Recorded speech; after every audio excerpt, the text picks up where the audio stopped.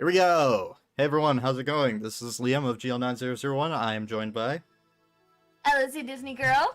Back with some more If My Heart Had Wings. Last time we played this was... about a week ago. Sunday, I think. Sunday, okay. Yeah, because Monday we did Skyward Sword. Right. And then Wait. I couldn't do anything. No, not Monday. Oh no! No, wait, it says the 29th was when we last played it. Last Saturday? Question mark? Or was that last Friday? Maybe. I think it was That was Friday. last Friday. That was last Friday. Yeah, so... almost a week then. Yeah. Sorry. Let's load. I don't remember what happened. We went swimming last episode. And That's we about all I we remember. did fly. We did fly last episode, so... True. Wait, you remember the swimming more than the flying? Then again, I did too, so... Well, okay, the thing is, the swimming happened after the flying. Sure. So that was the most recent thing that happened, Yeah. technically. So, Yes. okay. Let me get my mic a little bit closer. Is this okay? Voice acting mode on. This okay? Like Yes. this, okay. Alright. Very good. Kotori groans as she turns the pages of the book, which is all written in English. Oh. Do you understand it? I kind of understand it, but I wonder if Hibari will come back soon. If she does, I can get her to translate it for me. Oh yeah, she's fluent in, like, everything, so... Forgot about that. Kotori is reading a foreign book about morning glory and other similar phenomena. I'm sorry, morning glory. Morning glory. Again, I'm sorry, Japan.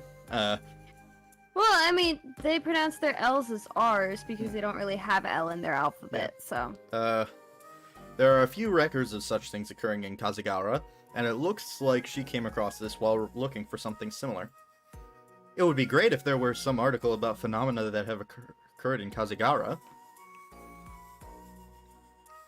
Not much we can do about that.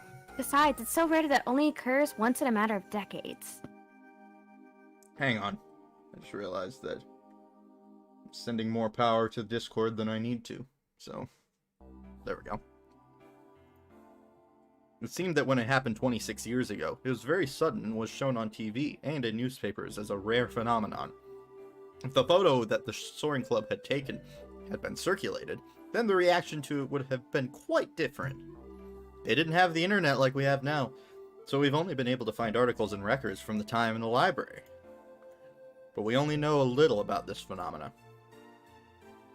It looks like the passage of clouds is at least several dozen kilometers long. Said Kotori as she showed me the maps that she had made herself. The size was drawn based on witness testimonies. It was pretty long. It went diagonally across the lake, and then kept going and going. It appears just before dawn, and after the sun rises. It disappears after a short while. How long does it last? I don't know. Maybe about 2 or 3 hours at the most? Yikes. There's a strong vertical draft around the clouds, so if we can ride those, we should be able to pass through it in the glider. That's how the old members of the club took the photo. I see. When the water vapor becomes a vertical draft and rises up into the sky, it is cooled down by the colder air, creating clouds. There's a strong connection between clouds and vertical drafts. We don't know when it will occur, so there's no way to prepare for it. There are only 10 days left of the summer holiday. The countdown to Amane quitting the school has begun. Before then, we have to pass through the passage of clouds. No matter how good a glider we make, or whether we learn to pilot it perfectly, if the morning glory doesn't occur, we can't do anything. So, how is it? So that's how it is, actually. Oh, sorry. So, that's how it is. Ageha, who is working on something by herself, wipes the sweat from her brow and takes a breather. What have you been doing? Making a cockpit. She had attached pedals and a stick that was like a yoke to a chair. Calling it a cockpit is slightly lame, though. What's with the look on your face? This isn't just a toy, you know. It's for the simulator, isn't it? Ageha took a cable that extended from her poor excuse for a mock cockpit and plugged it into the computer. Kotori, who seemed intrigued, leaned over. Ah. Turn on the simulator. I turn it on, as she says. Ageha sits down in the mock cockpit and operates the yoke. Then... It moved! And the rudder pedals are awesome! Could it be? It's a cockpit for the simulator. Opening the pedals and yoke attached to the chair moves the The pedals and yoke attached to the chair moves the aircraft shown on the monitor. It feels just like watching magic or something. With this, you get a feeling closer to controlling the real thing, you know. Ageha moves out of the way. My monitor just flickered. That's not good. That was very strange. And I sit down to try it. Oh, Liam, my dad just called. I need to go for a quick sec. Okay.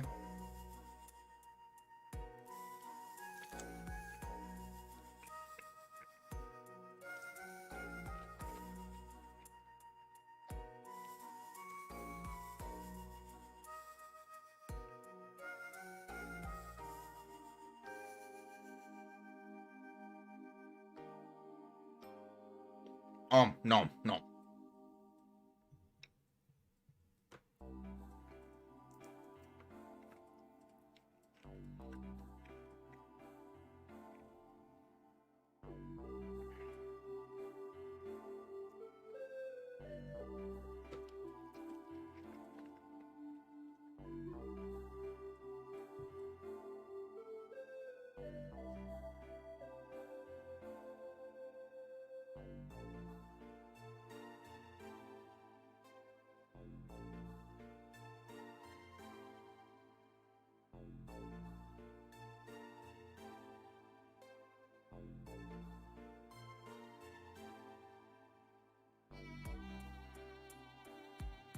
Did you?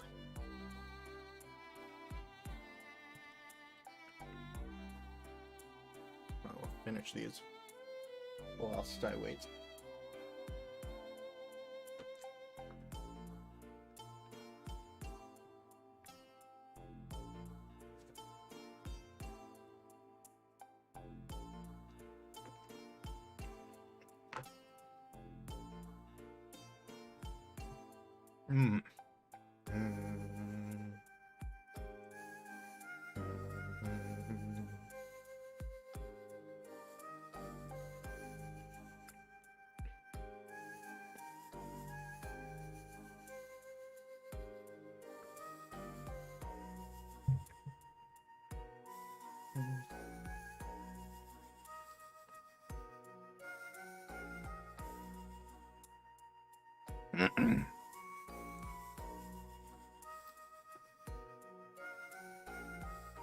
Okay, I'm good. My dad's just communicating with me over text now, so.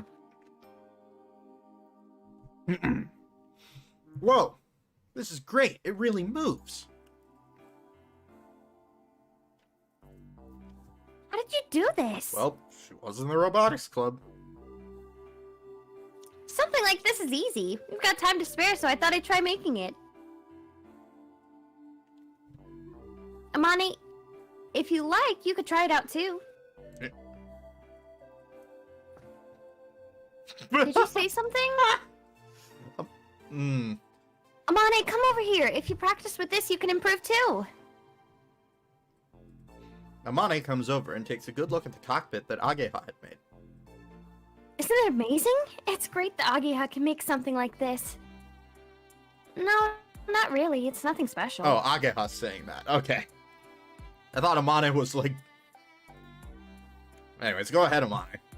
Oh, I thought Amane was saying that too. Oh my gosh, that was Ageha. Let's see now. Oh, you're right. This really will be good to practice with. While muttering, I should have made it like this from the beginning, she operates the simulator for a while. While we're waiting for the winch to come back, I thought we could do some practice with this. Yeah, you rock! Why is Kotori the one who's happiest about this? While the winch is broken and our club activities have grinded to a halt, we couldn't stand just waiting for time to pass. You see, the title was fitting. That's why everyone's been looking for a thing to do. The feelings that we're still making even the slightest progress lifted everyone's spirits. Oh, this is really well made. Sitting like this really enhances the realism. Amane is trembling. Even though it's just a simulator, it's still scary. Even though it's just a simulator developed by me. This will help you get used to it, so this kills two birds with one stone. Letting Amane get in the seat, I stand a little further away, and while listening to them all talking, I happen to take a glance at the drawing board. When she has spare time, Amane is always at the drawing board. Some plans have been drawn here, but the aircraft has already been completed. Even so, I wonder what it is that she's been drawing. I was wondering. It's a glider. The shape of its wings is different. The main wings were a bit further forward in relation to the fuselage. The outline was strange and quite different to the airplanes that I know. Oh, son of a bitch. I'll give you 3 guesses as to who that is. The robotics club guy. Yep. As I noticed this voice come out of the blue, I realized that at some point Mr. Tobioka had come into the garage. Everyone stops talking and starts acting warily of him. Seeing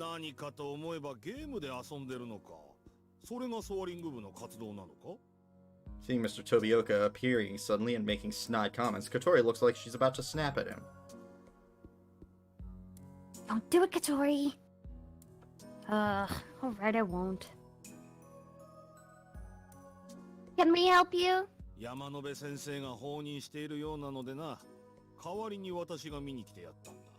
Bullshit, you did.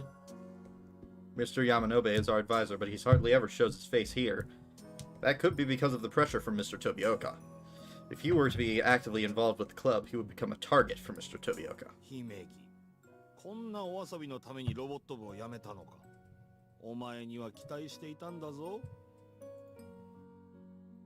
We're not playing around. Agahara retorts sharply, without any fear of Mr. Tobioka. He frowns in frustration.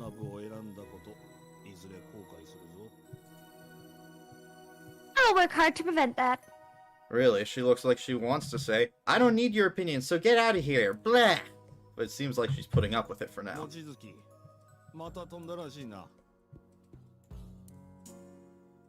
Yes, we did a test flight.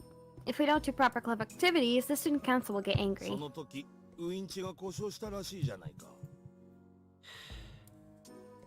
How does he know about that?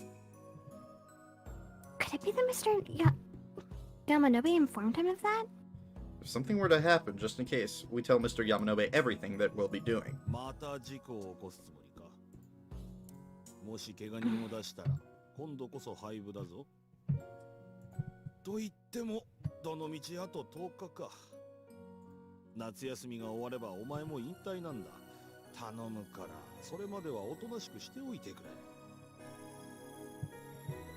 Very well. We left it at that, and the dickhead left the garage. What is up with that guy? He really pisses me off. He really is just a nasty old man. Quitting the robot club was the right choice. Hey, Amane, that accident that he's talking about, was that you? Yeah, I know. We have to make sure there are no accidents. No, I don't mean that. I'm hungry. Let's go and get something to eat. Amane pulls an unnatural smile, then stands up and leaves the garage. What was that about? I'm not sure. Memories of an age-long past that should be kept as memories. Hey, what's with that stuff about the accident? I don't know, but... It looked like to Amane, it's something It looks like to Amane it's something in the past that she doesn't want to talk about. As I say that, the other two both have a grave look on their faces. Oh, shit. I just remembered. I'm not gonna say anything, but I remembered. Nighttime. I get out of the bath, and it's about time to go to bed. Amane didn't seem herself today. Even at dinner time, she didn't eat much. Ever since Mr. Tobioka mentioned the accident. What happened? Everyone was worried about it, but it didn't seem like we could ask her about it. I walk along the hallway while thinking of that, and then Amane came down from the second floor. Is Katori about? She's in her room, I think. Right, thanks. Amane knocks on Kotori's door. Amane? Kotori pokes her head out from her room and is surprised to see Amane there. This is probably the first time she's gone to see her in her room like this. Can I talk to you? Sure. You want to come in? Okay. Kotori invited her in, then Amane went inside the room. Kotori went to close the door and noticed I was there. She looked at me like, what should I do? Come over here! But there's no way I could go in there. Eventually, she closed the door. At least she didn't call me a pervert.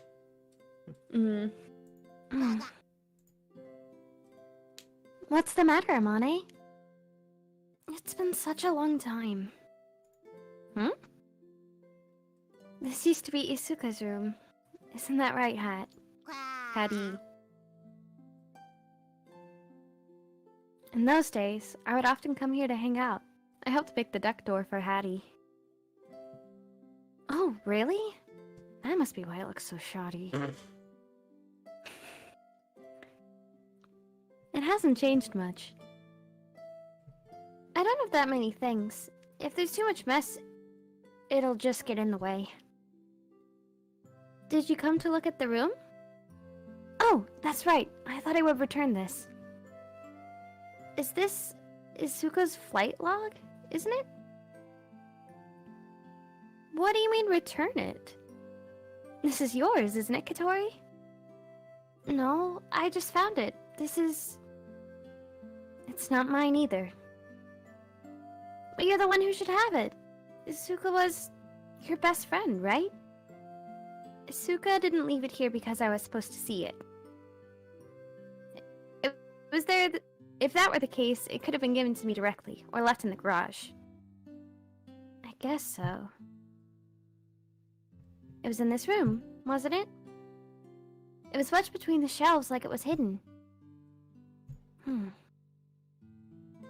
I think that you should have it. That might be what Isuka was thinking. If that's alright with you, Amane.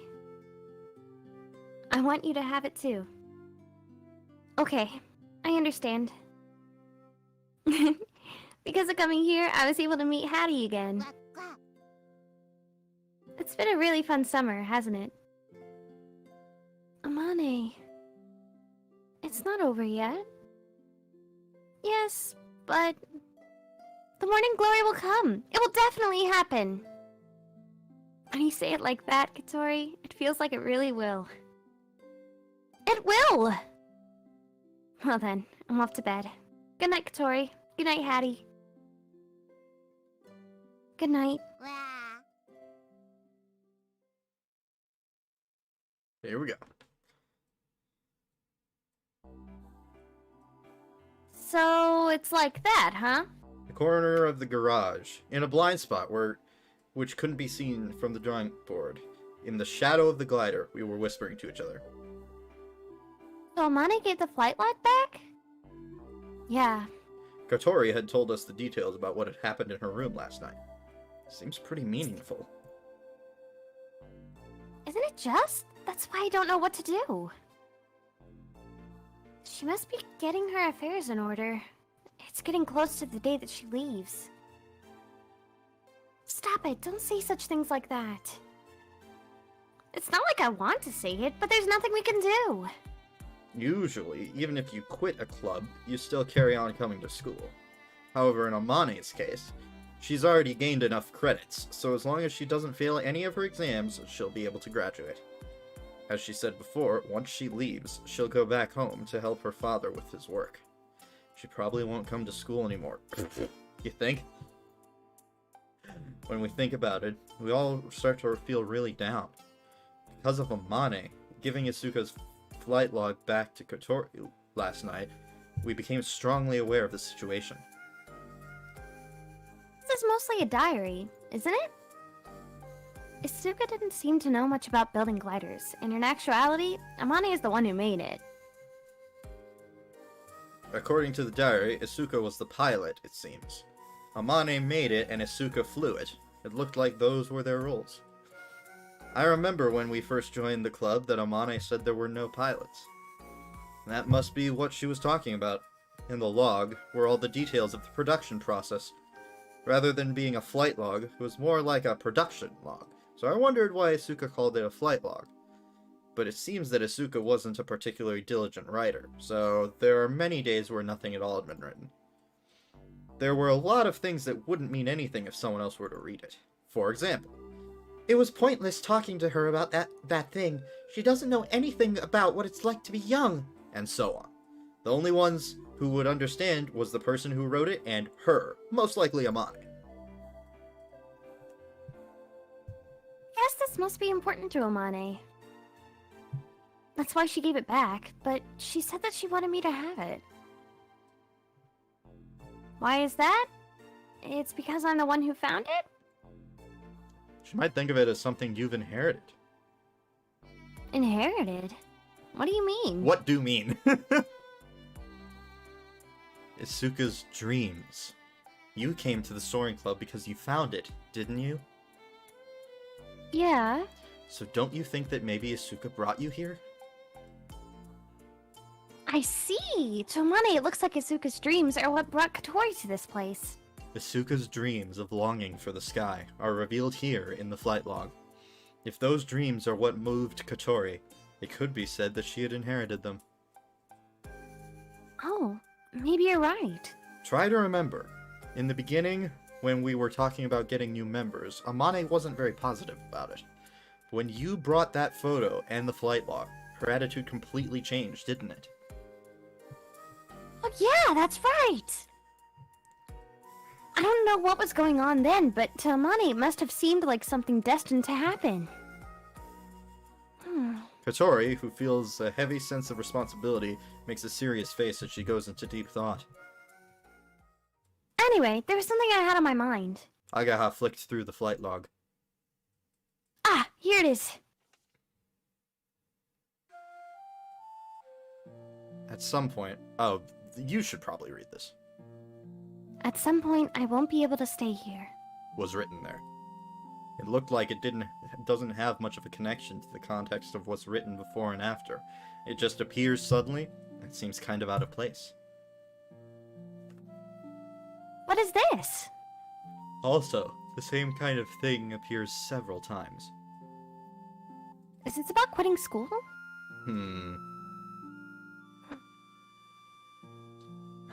Upon reading more, it doesn't really say why they had to leave. What happened? Is it something to do with the accident? So, did the reason that Asuka leave here some connection with the accident? I don't know. But Amane wanting to fly through the morning glory is for Asuka's sake, right? Kotori opened a page in the log. This is what was written there. I still can't forget the emotion I felt when I saw that photo. That such a beautiful view could be from above the town where we live, and the sky that is always there, stretching out far and wide. Even so, she didn't seem so surprised, and looked like she wasn't moved at all. That's why I thought, I'm going to take you there for sure.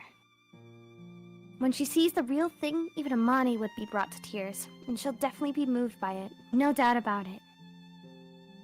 This is the page where the photo was placed inside the book. You might be right. There's no way that Amane, who is scared of heights, would want to fly above the clouds.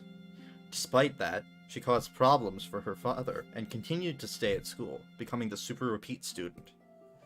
She must want to go there to see the view that Asuka wanted to show her. Amane. Oh, hello. What is it? Ah! Kotori jumping up out of her wheelchair. Wait, what? But, you know, you could jump up a bit in your seat. Hastily hid the flight log behind her back. What have you all been whispering about? Nothing, Amane. That's right, we were just talking amongst ourselves. Amane looks at me. Like she said, just talking amongst ourselves. As I answer, Amane pouts. Really? This doesn't include me, then? Ah, crap, she's really upset. Since she was concentrating on the drawing board, I thought she wouldn't notice what we were doing. No, that's not it. It's, your farewell party. We're planning it. Farewell party? Because you're leaving this year, that's why.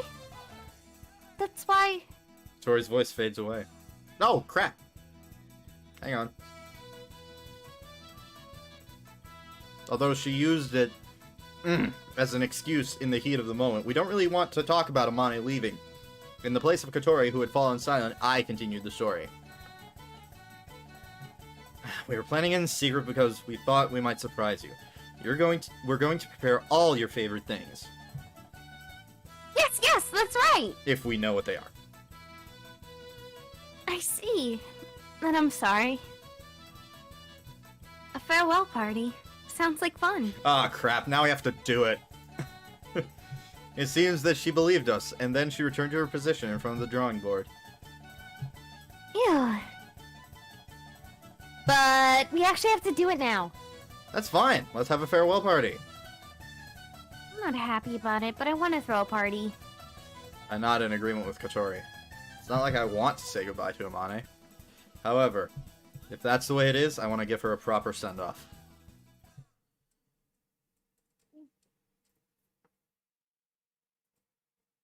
Oh, we're back here. What the f...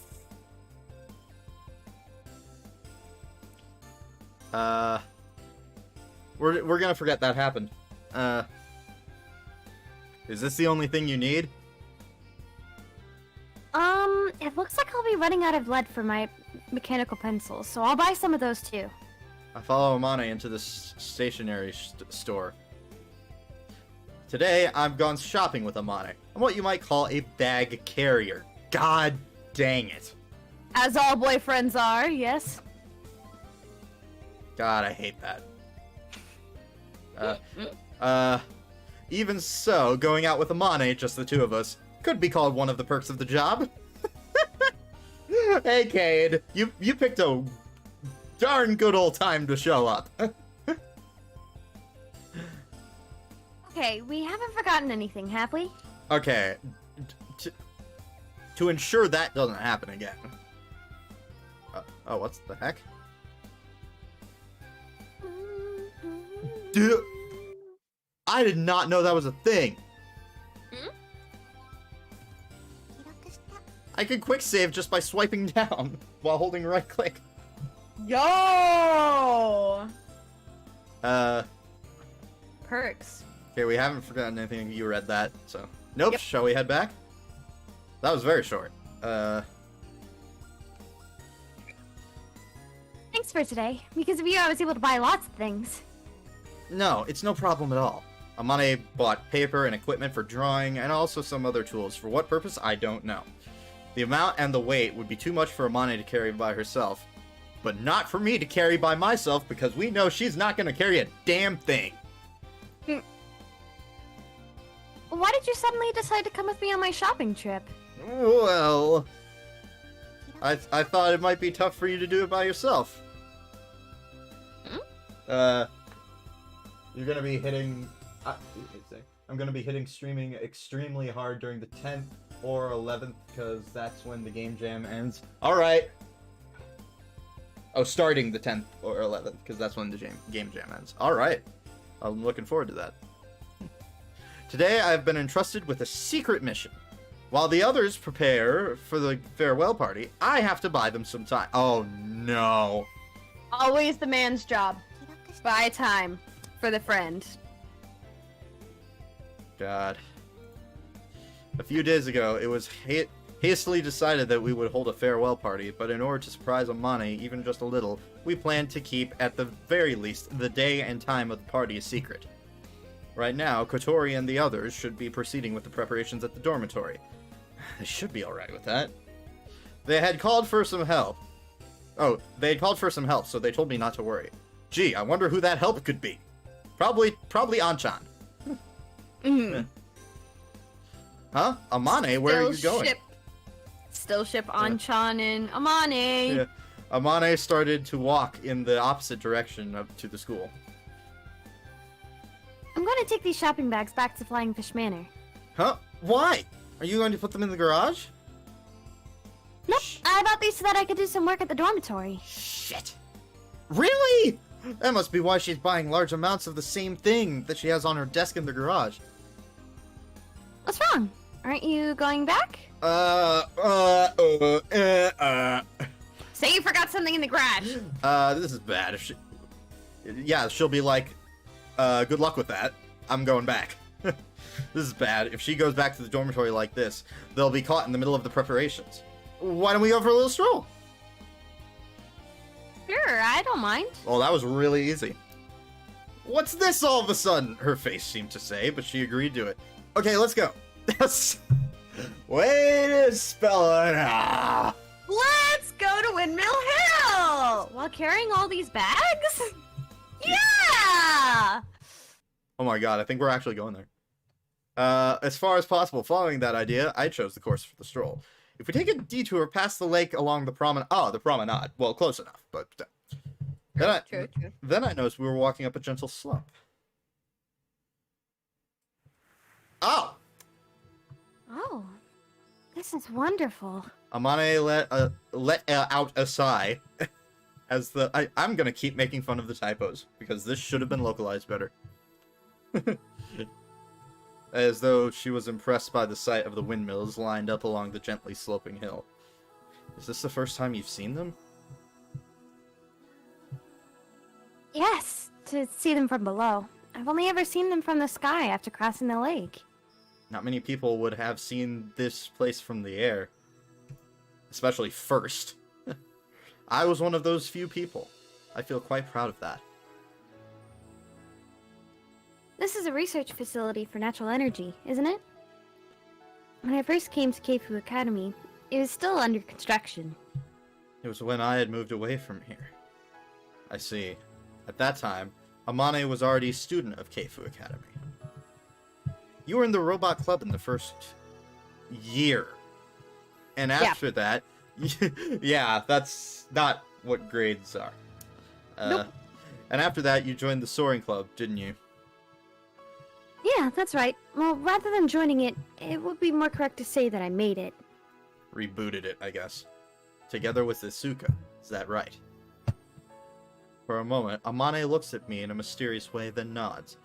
She must find it strange to hear us using Isuka's name. I was invited by Asuka. She found the photo in the garage and said, let's make a soaring club. I wish I could have seen it. What's that? You, at that time. Amane, at the same age as Kotori and Ageha. Move along, pervert. Amane looks at her own body. Oh my... I freaking called it. Bro. I don't think I've changed much since then. You never do. Her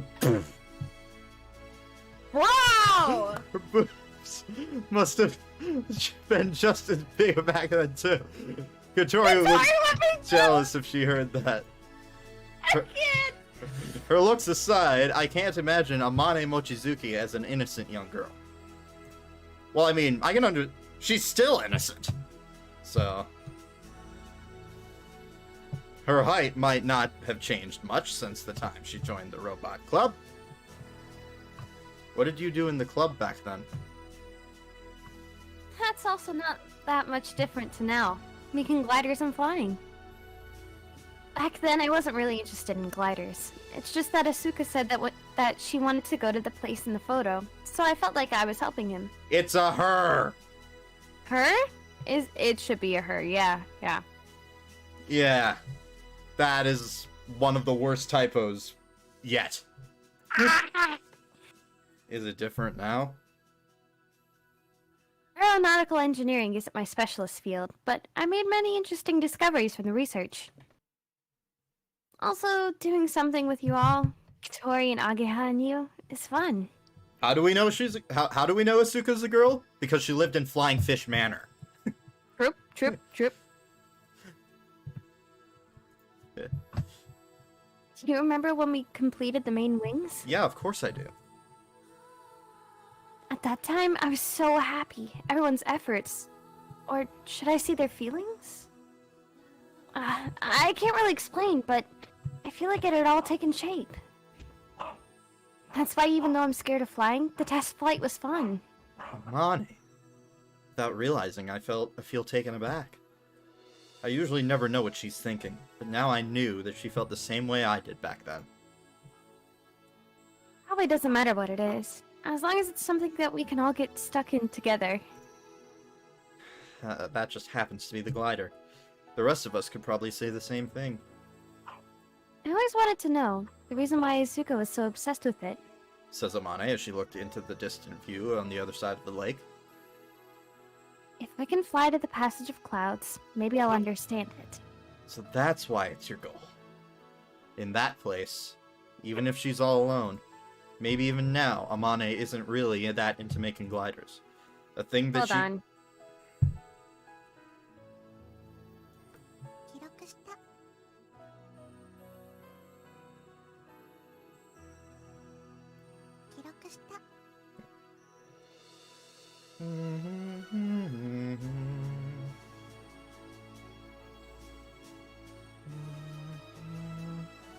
Let's say for real, actually.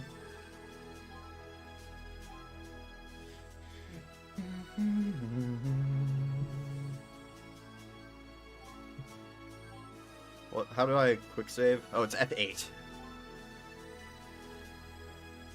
So sorry, my dogs were terrorizing my cat, and that's why they were barking so much. The thing that she's chasing after is not the sky, but Asuka.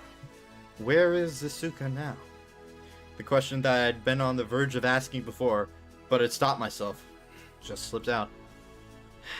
Mistake. Amane looked at the windmills, turning slowly in the wind.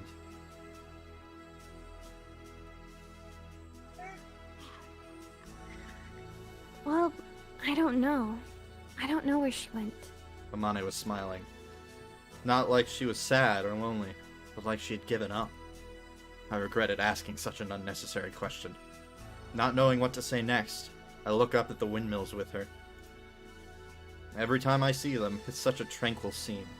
It feels as if living life rushing around, living according to time, is so silly. Excuse me. By the way, it's pretty hot. The solar panels must work really well here. Yeah. Other than the windmills, there are also solar panels to generate electricity.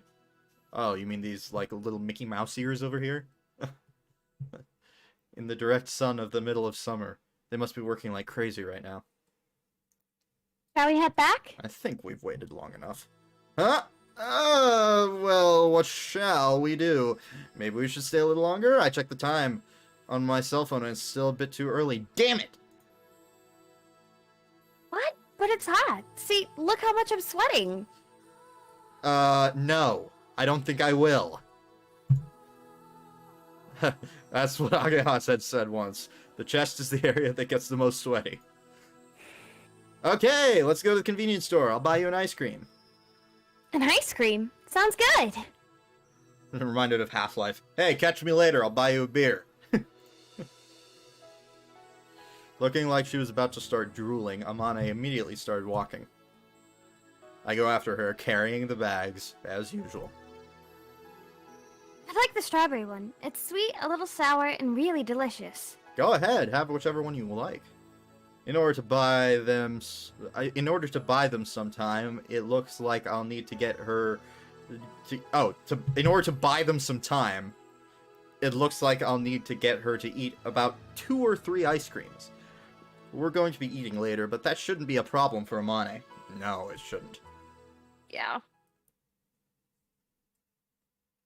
Also, why is he buying the ice cream when she has tons of money? I mean... Because he's the dude. We're back! I'm just kidding, that's a stupid rule. Fucking hate that rule. I mean, I bought a lot of stuff for me and my boyfriend when I had a job, and he didn't at the time because he's a student. YouTube being YouTube just censored someone who typed fatty in the chat. It was Ted.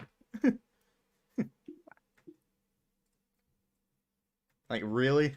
Fatty? They censor fatty? They censor all hate comments. Well, I decensored it. Except for people literally saying that should, you know, they don't censor that. Say that again?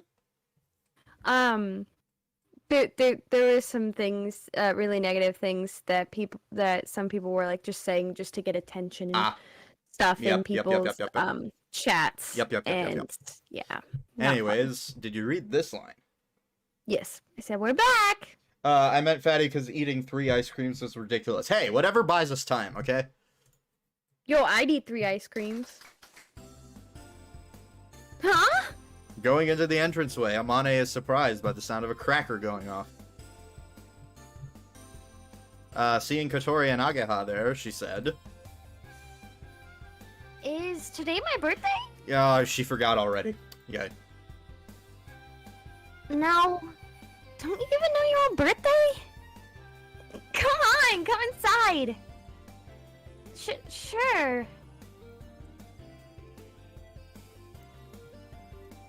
Wow. With a big question mark on her face. I'm imagining that now.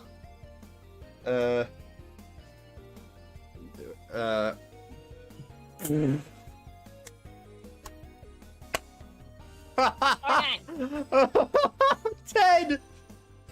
I applaud you for that one, but god dang. I can't say that.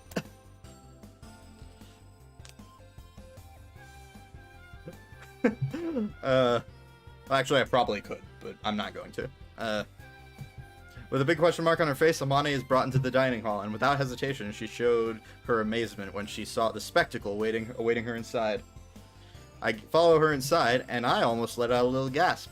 There, the dining hall was overflowing with food. This is incredible. There's so much delicious looking food. I want all of it! Yum, yum, yum. Seems like you like it. Dibs on the whole table. The first part is a success. Kotori and Ageha smile at each other. Amane, you've been working hard for so long. Mm-hmm. Have you forgotten? We said we were going to have a farewell party for you. It seems like she really had forgotten and said, "Oh yeah," and nodded when she finally remembered. Wait. So you're telling me we didn't have to do it? They were gonna do it anyway. They weren't gonna do that to her. They're too good of people. I thought that I should forget about it, so I did my best. How do you succeed in trying to forget about something? Oh, I don't know. That just makes it harder, at least for me. I know that I ruined my mom's surprise party because no one had told me, and I was like, why is there a whole bunch of people here? Overflowing with food. Background table is empty. Yep. If you try your best to forget something, wouldn't that just make the memory more vivid? See? That's what Amane is like, though. She's not like ordinary people. Sorry, Amane. We didn't want you to see them preparing everything, so that's why I've been taking you to all those different places all day. That's a nice perk of the job, isn't it? Going on a date with Amane. Hey, that's not what this is about. Was that a date? No, I just said... That was my first time, so that's what a date is like. Let's give me one more memory before I leave. Bro! I mean, mean, I guess you can't go on friends shopping dates. I've done that with my girlfriends. Yeah. Anyways. See, she seems happy about it. Yeah. You're blushing. That's so creepy. Shut up, will you? More importantly, you guys have done a great job getting all this food ready. By the looks of it, Western food is the main focus here. It's Italian and French, but I'm not that clued up on it, so I don't know the names. I do! Or at least on the Italian part. Yo, chicken tortellini with cheese. No. Tortellini with chicken. Cheese tortellini with chicken on top with Alfredo sauce. Sounds really good right now. That's like saying anyone is ordinary. There's no such thing as ordinary people. It's like trying to say there's normal people. Yeah, true. However, there are things like roast beef and chicken that have been cooked in the oven, so it's a lot like a real restaurant food. Of course. Hibari helped us. Of course she did. As Katori spoiled the surprise slightly, Hibari, who couldn't wait any longer, came into the dining hall. Good evening, Amane. Good evening. Katori asked me to come and help out. Oh, I see. So that's why. I'll tell you this, Ageha and I really did help, didn't we? Yes, we did. Why are you being so insistent about that? Oh! Everyone's here! I should check the voice volumes for the... Tatiana Amane sitting in a chair. God damn it. I want to ship them incessantly. I don't know. Incessantly? Is that a word? I don't know. I believe it is. Then, after Hibari, Anchan came in. We invited him. I'm going down with this ship, man. We invited him to surprise Amane.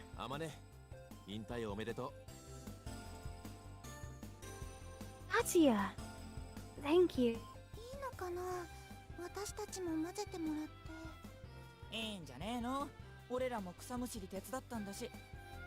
Hotori and... Hotori? Is that Kotori and Hotaru combined? Oh no, you've made a new ship name.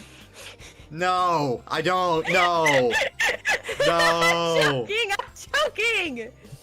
Rip that ship. Hotaru and Her ships.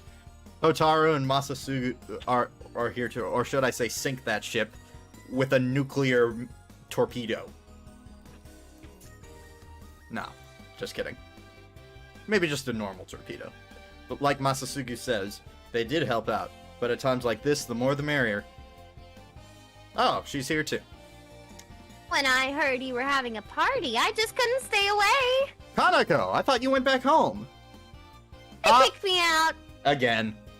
She must have been wandering around in her underwear again. But we can't leave her out of the party. She helped out with this and that too. Wow, it's so lively.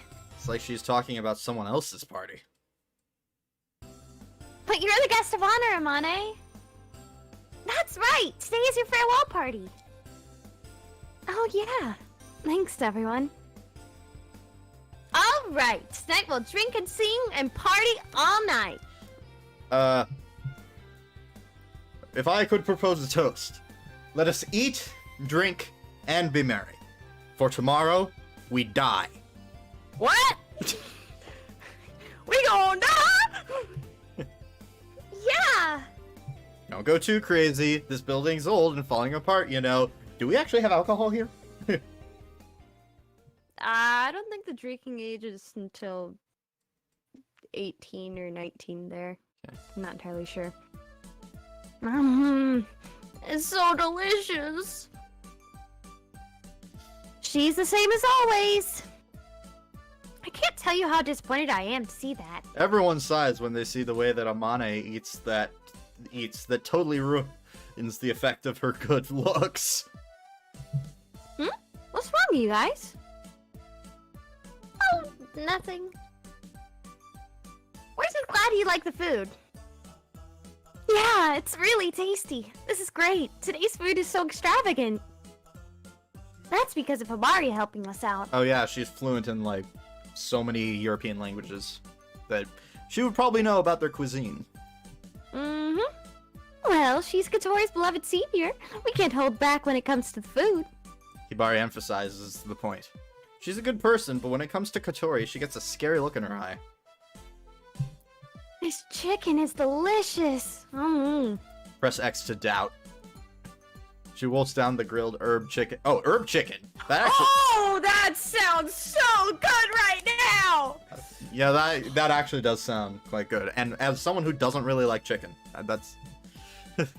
You just marinate your chicken for just 24 hours in a me- nice herb mix. Yeah. Ooh. Just give me...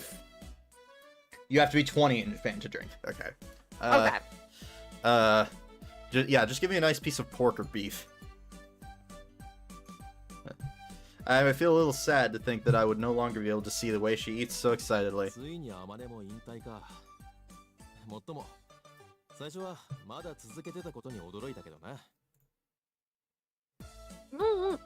It's caused a lot of problems for my dad. From now on, I have to show more loyalty to お him. 前の口から親孝行なんて言葉が聞けるなんてな。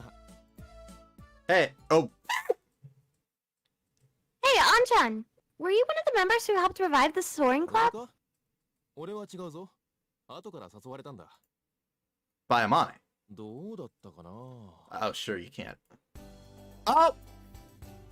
Oh, yeah! They're shipped together a lot! Well, Asuka's not there, so Amane and Tatsuya all the way. Tatsuya was invited by Asuka. When he saw the parts that I had made, he said, "This'll never do." I don't really know what he meant by that, though. It means you suck! Amane didn't understand, but we got it straight away. And that's when he asked Anchan? Anchan's been helping out at the factory for a long time. Those kinds of processing techniques are his forte.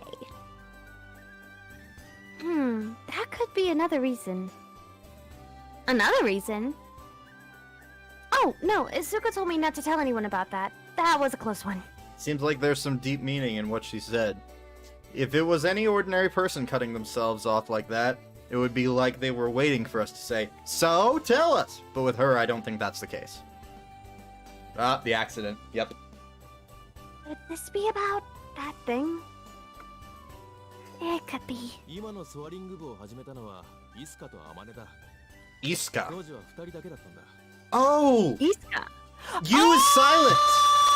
Oh, yeah! Use are silent 90% of the time. Iska. Got it. Iska. Iska. I'll have to remember that. Iska. Okay. Iska. They were able to do the club activities by themselves? 当時の生徒会は甘かったからな。特にアマネには。何せ、学校創立以来の天才少女だ。先生も大抵のことには目をつぶっていた。Oh, is that so? As Amane slurps her soup as loudly as possible, she speaks like she's talking about someone else again. I'm not a genius. Isuka always used to call me an idiot. Can't believe she'd say something like that about Amane. I'm gonna have to get used to this. Was Isuka really that amazing? Yeah, Isuka was a great genius. Genius. When Amane answers, she speaks proudly of her, as if she were her own. A genius that surpasses Amane Mochizuki. I can't imagine it.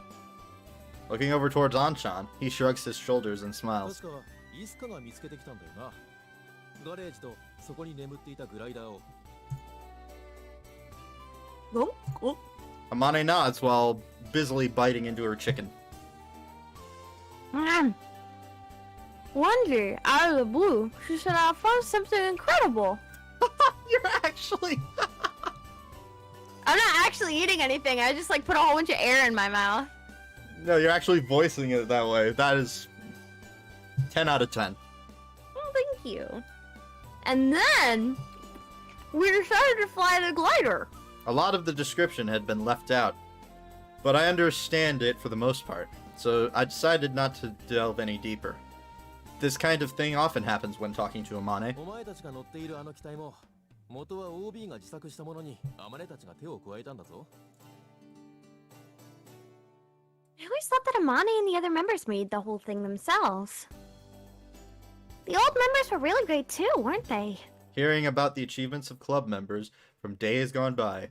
記録した。 Oh, I'm on a quick save because the music stopped. Made our own achievements seem quite insignificant. We've got to work harder. While we talk about the history of the Soaring Club, the ones who don't have much to do with it were just enjoying their food. マーク、これ美味しいよ。ベーコンが巻いてあるやつ。 Yeah, we can actually have we can actually let the voice actors talk for a little bit. Mm. どれどれおお、マジでうめえ Anything wrapped in bacon is amazing. うちじゃラーメンと餃子ばっか食わさ Oh, gyoza.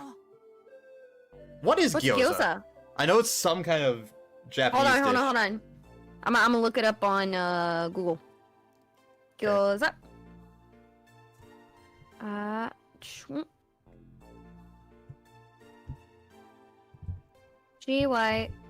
Nope. Gyoza. Yeah. Gyoza. Let's see. Chinese. Jiaozi.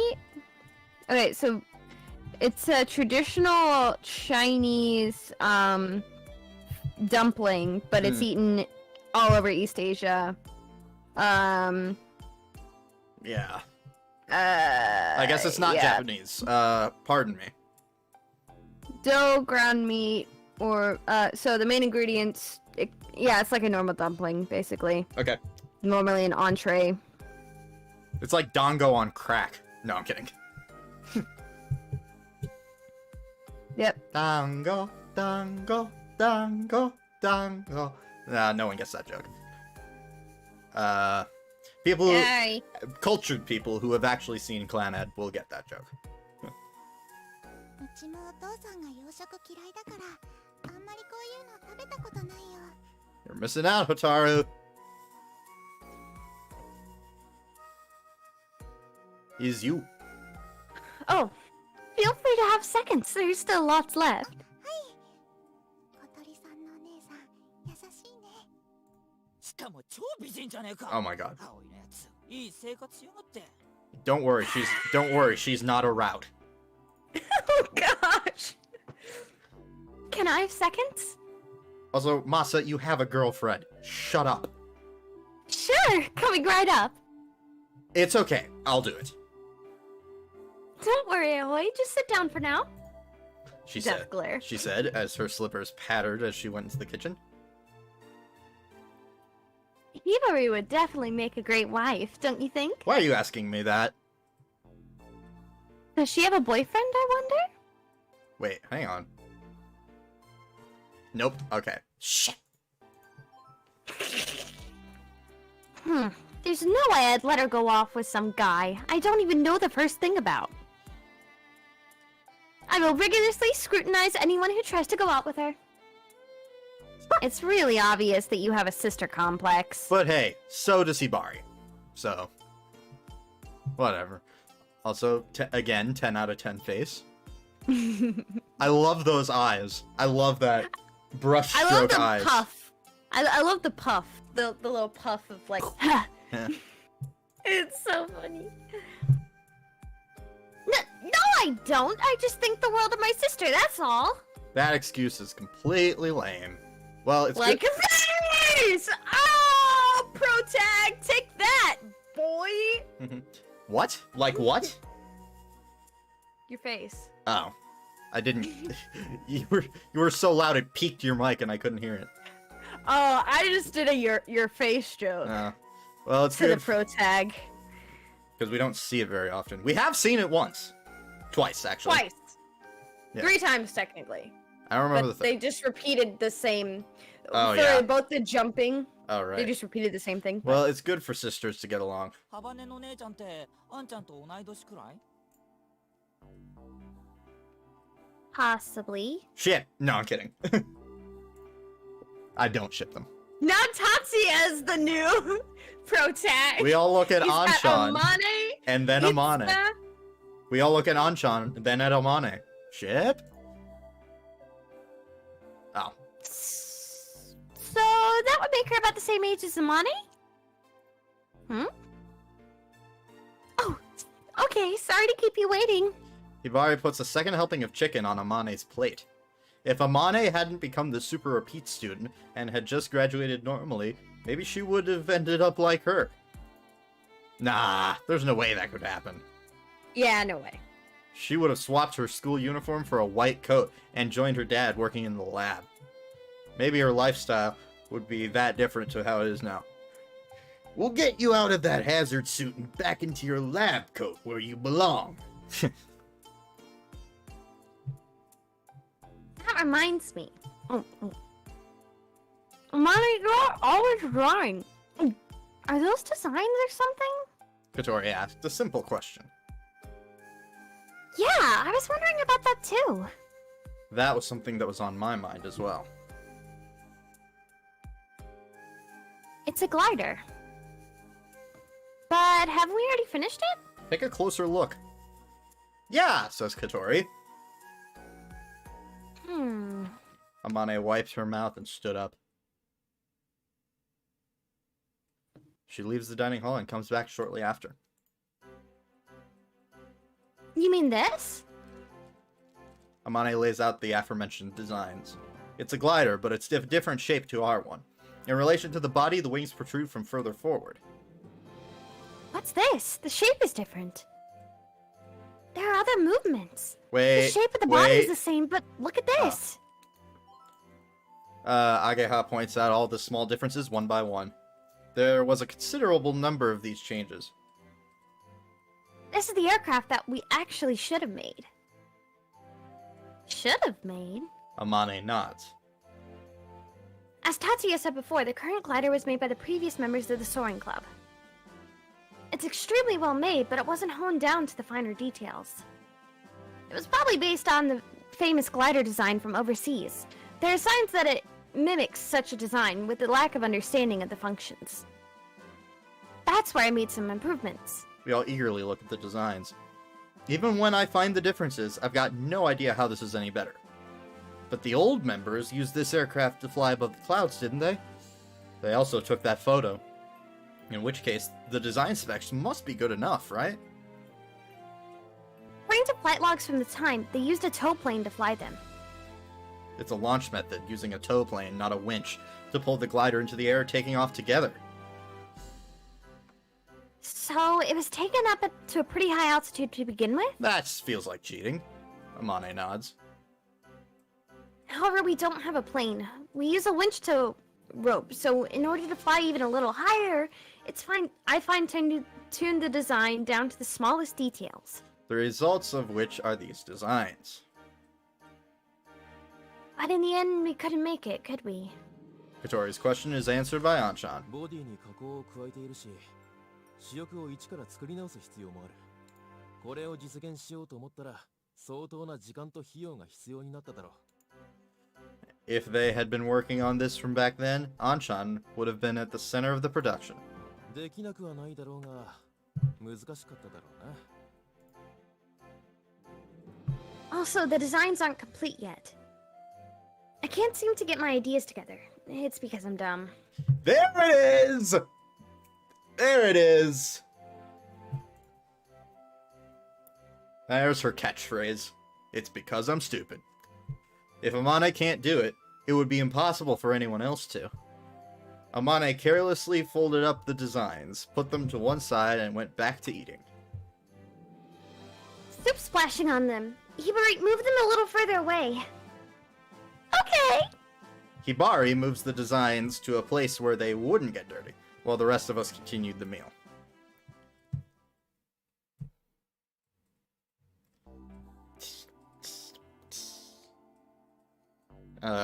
After the meal, we went out to the garden to do some fireworks. Since the farewell party was planned in a hurry, there was a limit on what we'd be able to do, but I wanted to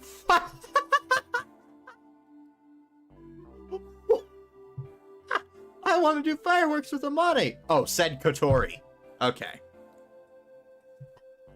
I was gonna say, like, that's very out of character for Aoi, who isn't exactly our leader, but she decided then and there and then. Well, she is second in command.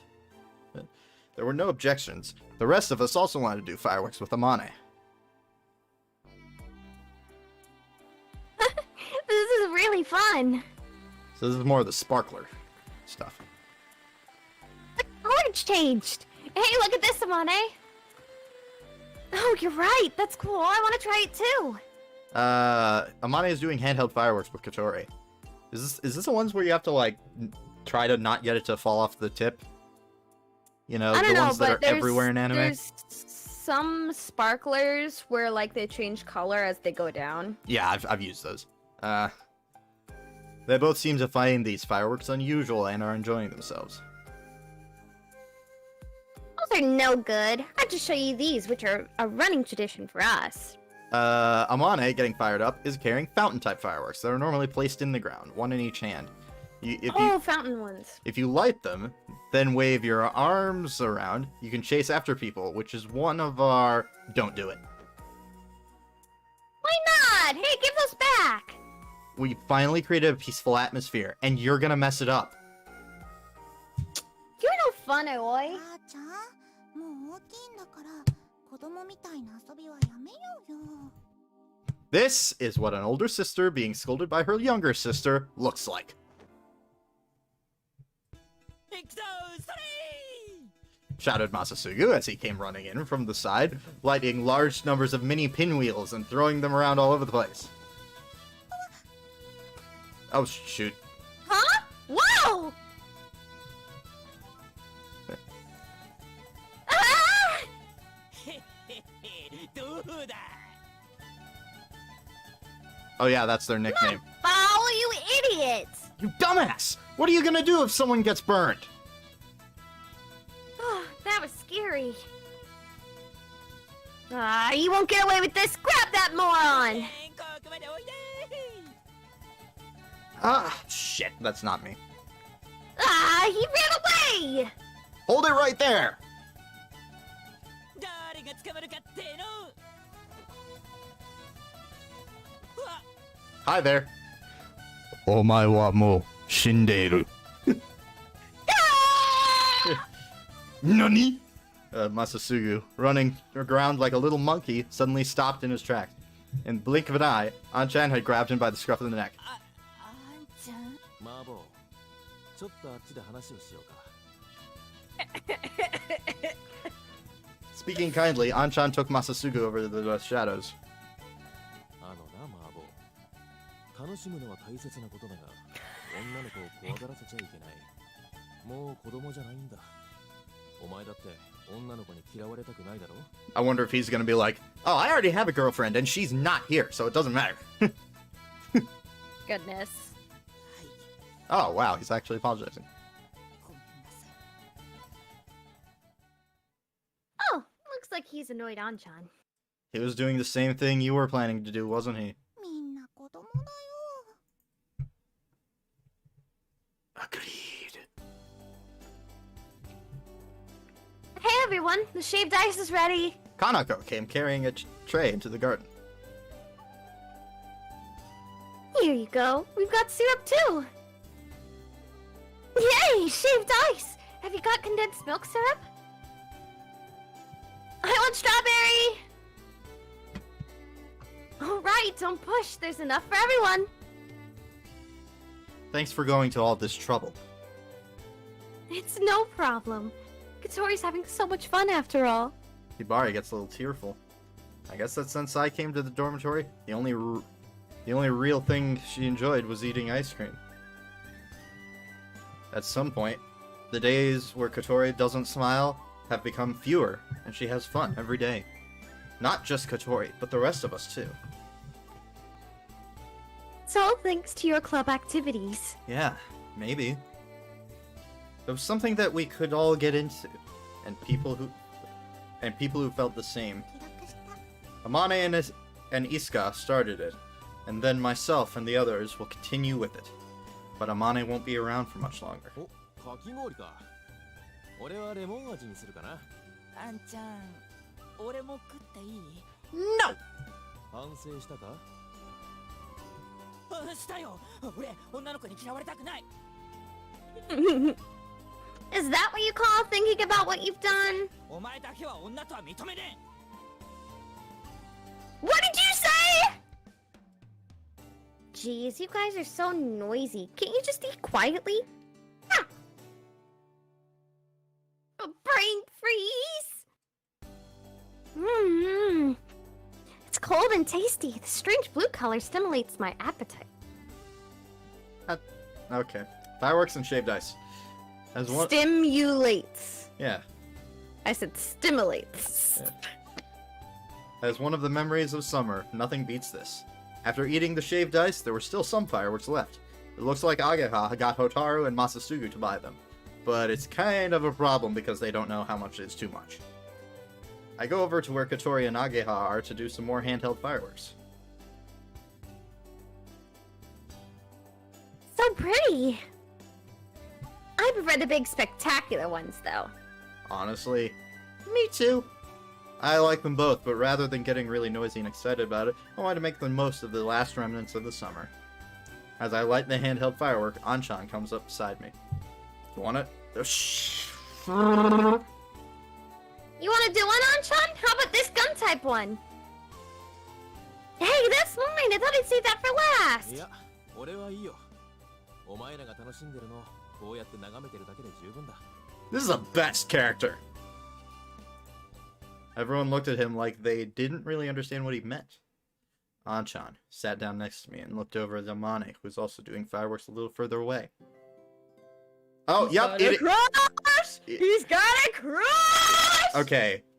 It is the sparklers that fall off. Is it just me, or does condensed milk syrup sound very unappetizing? No, it's not just you. Okay, I wanted to make sure that that was weird to everyone else too. Oh. These fireworks are so cute. Amane was doing sparklers with Masasugu and Hotaru. Yeah, okay. 線香花火は最後にやるもんだろ Yeah, those are the ones that you have to, like, try to keep on there or they fall off. Mm. いいの好きなんだもん Yeah, me too. チェ女ってこういうの好きだよな Considering the one other anime that I've seen these in is K-On!, which is a full female cast. Yeah, I guess they do. Anchan, watching over them, had a kind yet sad look in his eyes. Hey, Anchan. Where did Isuka go? As I asked, Katori and Ageha raised their heads. どうしてそんなことを聞くんだ Anchan must realize that it's been on our mind. But despite that, that's how he answered. Mane told us that she went away somewhere. Well, I don't know. I don't know where she went. That's what Amane said earlier today when I asked her on Windmill Hill. Amane continues to build the glider because she wanted to know why Isuka was so obsessed with it. She might understand it if she passed through the passage of clouds, is what she said. Hey, Anchan. Where did Isuka go anyway? I, or rather all of us, had predicted the same answer. That she had died in an accident. It was a terrible thing to think, and we didn't want to be right about it. さあ、わからない。 You don't know? There was an accident, wasn't there? 記録した Anchan's face seemed to say, How do you know about that? ああ、そうだ。いつかはその事故に巻き込まれたらしい。 Then she must have.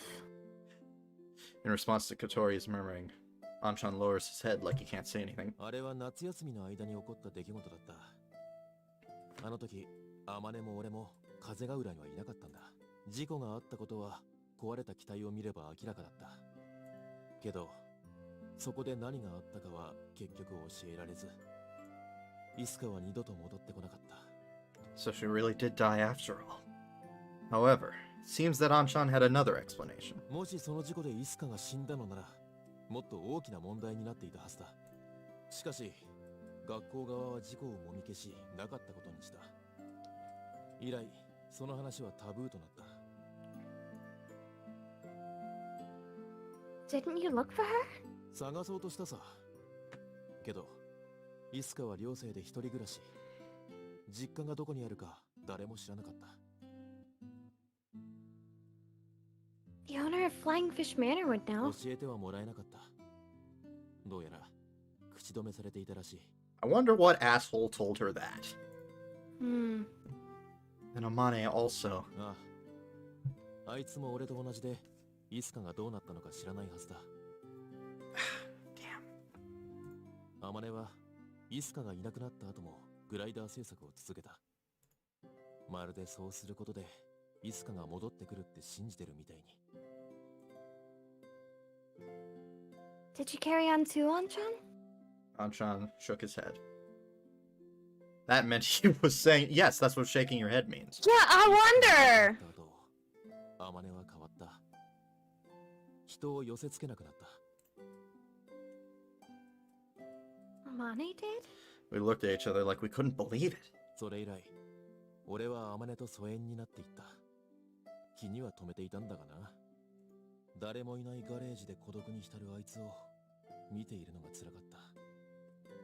それに何より、突然イスカを失って、俺もかなり参ってた。I'm sorry.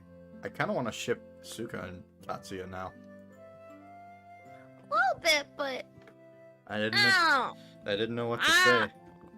Amane, continuing to work on the glider, all alone, in that great big garage. Anchan, hurt deeply from losing someone. I didn't want to imagine either of them like that. When we met Amane, she quickly accepted us. But when it came to getting new members, she wasn't proactive about it at all. The thing that made her become more positive was Kotori bringing the photo in Isuka's flight log. Or Isuka, excuse me. 歳月が傷を癒してアマネの堅くなさも評価していったんだろう。けどあいつがあんなに楽しそうにしてるのは葵たちのおかげだと思う。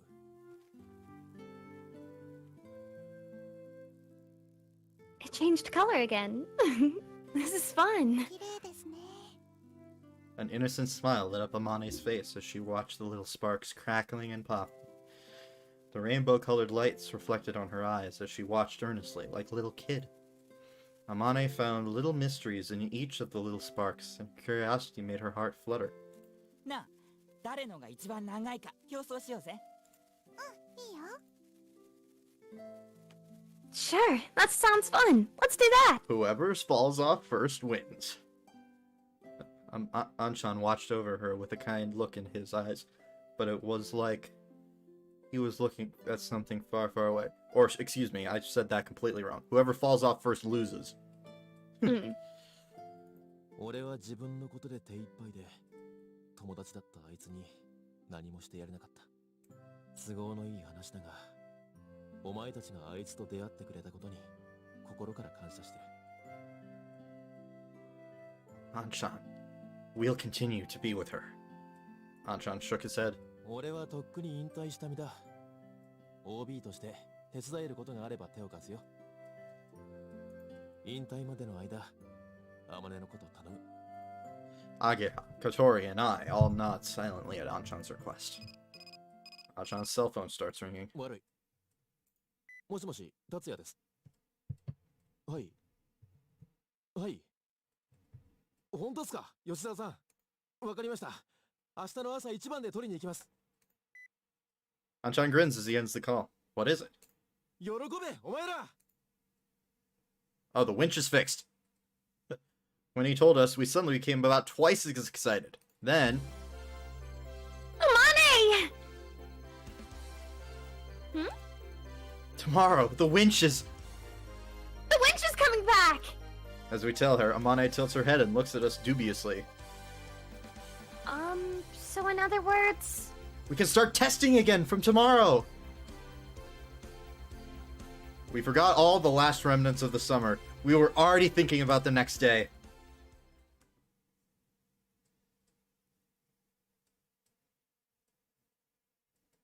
An hour and 20 minutes into the stream, and we're seeing the first extend the little wings. Dang.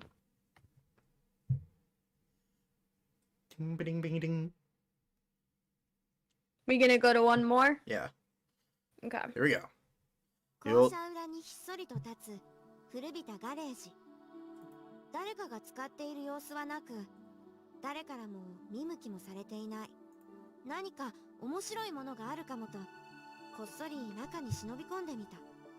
初めてあれを見た時はなんか変なものがあるなって程度で大して興味もなかった。それが180度変わったのはあの写真を見つけてから。 This is Asuka talking. Or 一冊 Isuka. のノートに大事に挟んであったそれはとても綺麗な雲の写真。こんな美しい空があってもいいのってくらいグレートな空。けどなんか変だ。なんでだろうこの写真。あ、わかった。そう、その写真は雲の上から撮影されていたのだ。挟んであったノートのページにはこう書かれてあった。なんという幸運だろう。我々は風ヶ浦に突如出現したモーニンググローリーを偶然にも飛ぶことができた。それはもう奇跡と言ってもいい素晴らしい体験だった。モーニンググローリー？飛んだ？そのノート、高校日誌を読み進めるうちに僕はどんどんのめり込んでいった。雲の写真はこのガレージを使っていた人たちがグライダーという飛行機に乗って空の上から撮影したもので、そのグライダーにはエンジンはついてなくて風に乗って雲の上まで飛ぶんだという。一体どんな気分だろう風に乗って空を飛ぶのは。あの美しい雲の回廊を渡るのは。そうして思いを巡らせた時、もう僕の心は決まっていた。そこに打ち捨てられたグライダーを修復し雲の彼方を目指そうと。次の日僕は早速そのグレートな計画を親友に打ち明けた。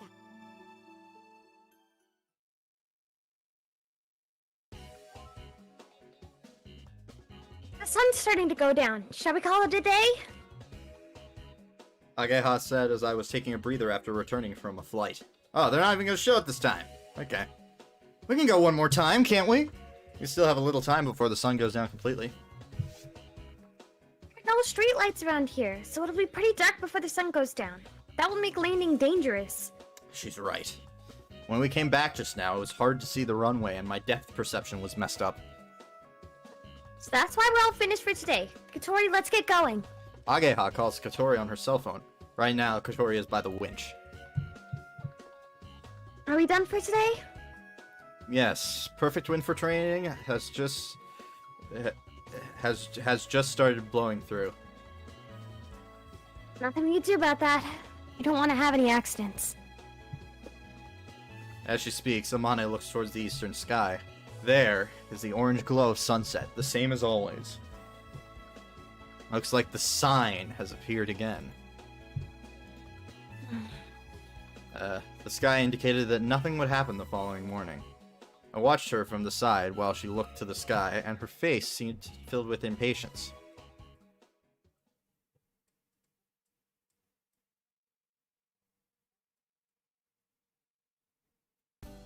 Since the winch came back, we've been doing as many test flights as possible every day. There are adjustments to be made to the glider, but the main objective is for Amane and I to do flight training. You were able to fly quite high today. How high was it, roughly? About 600 meters. Oh, that's the highest so far. You're really getting the hang of this, aren't you? Yeah, but it's still hard to ride the thermals. Thermals are the vertical drafts formed by air heated by the Earth's surface. They occur more easily in an area where the temperature above the ground rises easily, like soil or asphalt. By catching these thermals, we can fly to higher altitudes. However, the thing we're chasing is the wind, which is invisible. It's not easy to catch. Even after riding it well, the wind is fickle. The flow and strength are not stable and may suddenly disappear. But if we won't get good at riding it, we won't be able to fly high enough to reach the passage of clouds. Amane looks down with a blank expression, and without even attempting to eat it, plays with her pasta with her fork. You didn't like it? Huh? No, it's not that. I've been doing some thinking. She gave a faint smile and prodded at her pasta. I looked towards Ageha and shrugged. Katori was next to Amane, absorbed in reading the book that she had borrowed from the library. Why don't you do that after you're finished eating? her. It's no good. She's not listening. Kotori for a long time has been finding out about Morning Glory. Since we started the test flights, Kotori, being disabled, had had nothing to do except operate the winch. That's why she seemed to be thinking, I'm useless! She was really involved in the construction of the main wings too, so that's not true at all. But because of this, we found out about something important. A few days ago after the farewell party,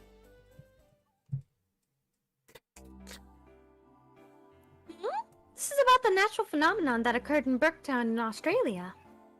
Hibari translated from the book written in English after being pestered by Kotori. It's a book about Morning Glory. According to this, the clouds that appear above Australia can have a total length of approximately 1,000 kilometers. It's not just one cloud that appears. It can be many at the same time. When the sun comes up, the temperature increases and the clouds disappear. There's only about 2 hours before that happens. For the local people, this is a sign of rain, and raging winds blow beneath the clouds. The altitude of the clouds is about 1 or 2 kilometers. If you can ride the vertical drafts well, it is possible to reach those altitudes. It says that it's caused by a collision of the sea breeze and the land breeze. At night, the air cools and wind speed drops, and the inversion layer... If we can understand the mechanisms of it all, it's easy to predict, but Kazagura has vastly different terrain and weather conditions to Australia. Aren't there any other signs that are easier to understand? It has something like that written here. Hibari translates what she reads. Warm winds blow from the north, and at dusk, the eastern sky becomes purple. It says that if water droplets appear in the fridge at the pub, it will occur. Of course, because it's Australia, it's a pub. Yeah. There might be a pub around here. Calm down. It's talking about Australia. It says that on mornings when the air temperature is low but the overall temperature is high, it often occurs. The air temperature is... Oh, I already read that. Oh, wait, no. The air temperature is low, but the overall temperature is high. And at dusk on the evening before, the eastern sky is purple. Wait a second! Kotori excitedly opens a page in the old notebook. It's a flight log written by one of the old members. Hey, look at this! Kotori opens it to the page that explains the signs that were seen on the day the photograph was taken. In other words, the day that the Morning Glory occurred. It seemed that they did a test on that day, and there was detailed information on the weather conditions written in the flight log. When they did the test around 4 p.m., the air temperature was 23 degrees centigrade. That's pretty low for the height of summer. It says after that, a strong wind blew from the direction of sunset, and it was chilly. This was written in the remarks column. They went to the effort of writing it, so that must mean that there was quite a big change in air temperature. As for the color of the sky, it doesn't say. The important thing is, the log was written without the knowledge that today Morning Glory will occur. They wrote this without realizing that this was a sign of the Morning Glory. This is a pretty big hint, isn't it? Yeah, thanks, Hibari! Don't mention it.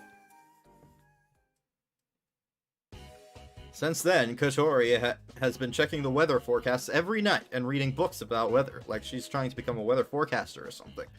So, the 3 signs that indicate the coming of the Morning Glory are as follows. 1. The day before, a warm, strong wind blows and the temperature is high enough to cause water droplets to appear on the fridge in a pub. 2. At dusk on the day before, the eastern sky is purple. 3. It's much colder than most summer days. Perhaps this information isn't just nonsense. And this is all we had to go on.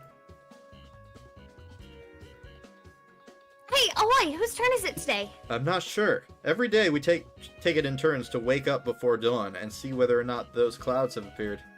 Even if there are no signs the day before. Whose turn is it today? There is one option.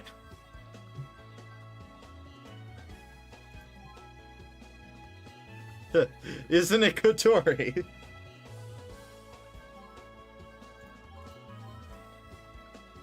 Katori lifts her hands as I say that. Yes, it is. Well then, I better quickly have a bath and go to bed. If the morning glory does come, we have to fly right away. That's why we covered the glider on the runway and just covered it up with a sheet. Even if it doesn't occur, we can still start doing test flights from early in the morning. It's a little rough, but it doesn't look like it's going to rain, so there isn't much we can do.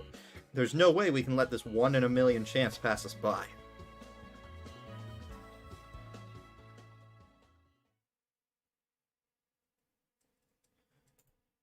I've opened my eyes. I close my eyes and roll over in bed, and it doesn't feel like my sleepiness is coming back.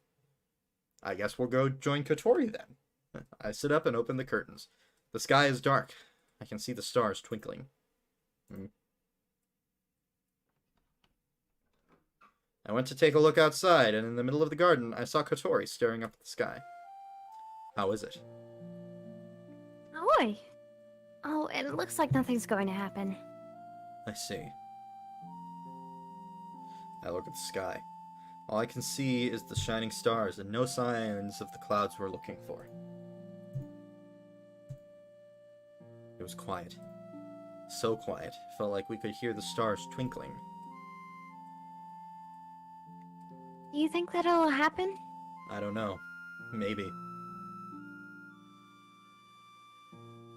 If it did happen, it would be the best summer holiday ever. Yeah. But even if it doesn't happen, to me, it will still be the best summer holiday ever. Summer holidays are always fun, but this was so fun it could be the best ever. Me too. I haven't felt like this for a long time. Hmm?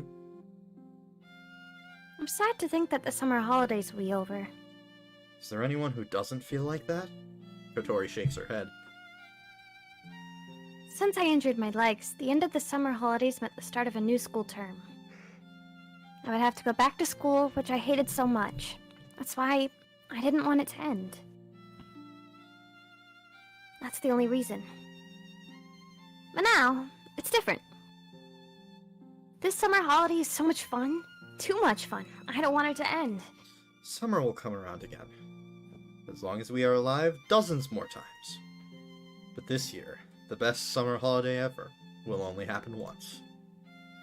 That's not good, is it? For something to be too fun. I think I'm going to be burned out in the second term.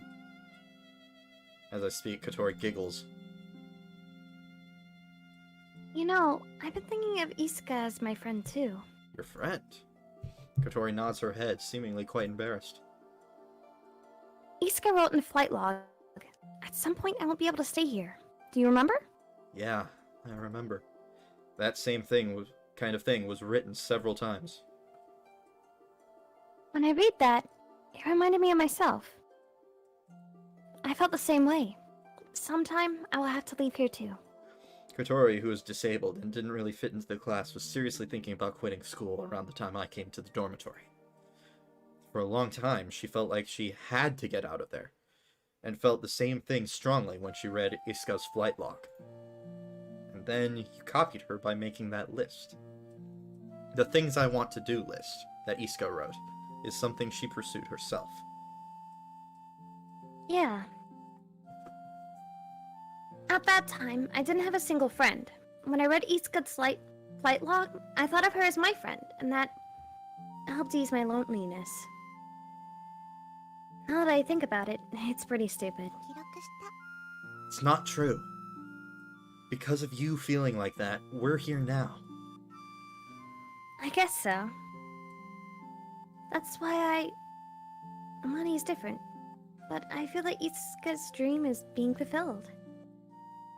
As your friend. Really? Yes. I also have special feelings about Iska. She was Amane's best friend and left the glider behind for us. Also, I now know that to Kotori, who was once so lonely, she was like an invisible friend. To Amane, Kotori, and I, Iska is a beloved friend. That's why I feel like I owe a lot to Iska. I just confessed something quite embarrassing. Then why do you seem so happy? I wonder. I couldn't stop myself telling you.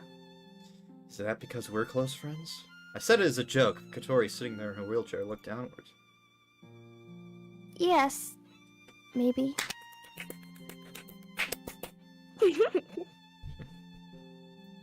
She seems kind of awkward and embarrassed, but happily accepts me using the phrase close friend. But the fact I'm still here and having such an amazing summer, it's all because of you, Aoi. Thank you. Sure. I meekly replied, but inside I answered, that's my line. If it weren't for Katori, I never would have come into contact with the glider. Even if I had come across it, it definitely wouldn't have been as much fun. It's dawn. The eastern sky had a kind of hazy brightness. Shall we get breakfast ready? Okay. Everyone will be getting up soon. Then, another busy day will begin. I'm hungry. They're still not back yet? They must be working hard. Is there anything in the fridge? What's up, Senior Hattie? What's wrong? Are you hungry too? It's not food you're after? So, do you want to wash? I'm guessing Aoi's not here right now. I see. Yep, Aoi was not there. It's quite cool today, isn't it? I'll be okay to wear more than just my underwear.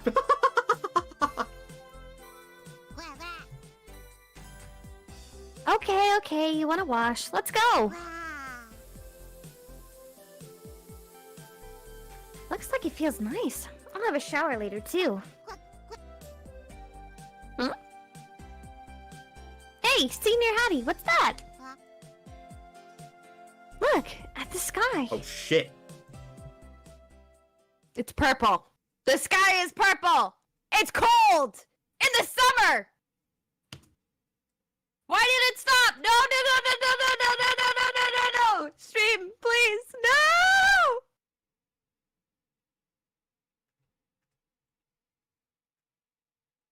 Doesn't it seem faintly purple? The direction is... East! Which means... The eastern sky was bluish-purple. We were tidying up after finishing flight training for the day, but we stopped working to gaze at the eastern sky. This is a sign, isn't it? This was the moment we'd been waiting for, but we were careful not to get our hopes up yet. We don't know, but until now, it hasn't been that color. Well, I don't know, at least not since we started paying attention to it. The air temperature is 25 degrees centigrade. That's 3 degrees lower than yesterday. The overall temperature is quite high, and there is a breeze. This could be it! We all look towards Amane. Amane looks to the eastern sky. She was just standing there quietly. While looking at the signs that indicated that the phenomenon could occur, she seems to be assessing the situation. Or maybe she was praying. Amane! Yeah? Sorry, I have to go real... God damn it. Okay.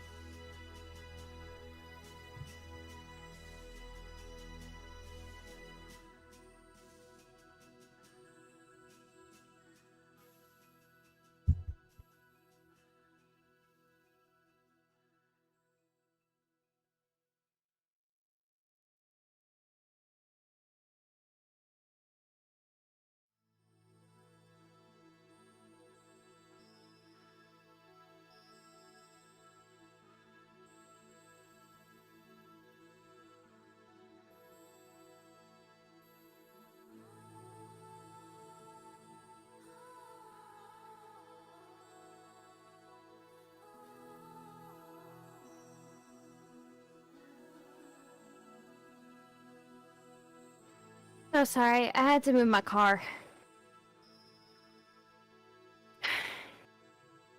Liam?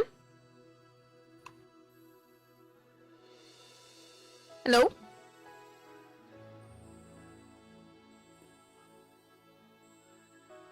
Liam?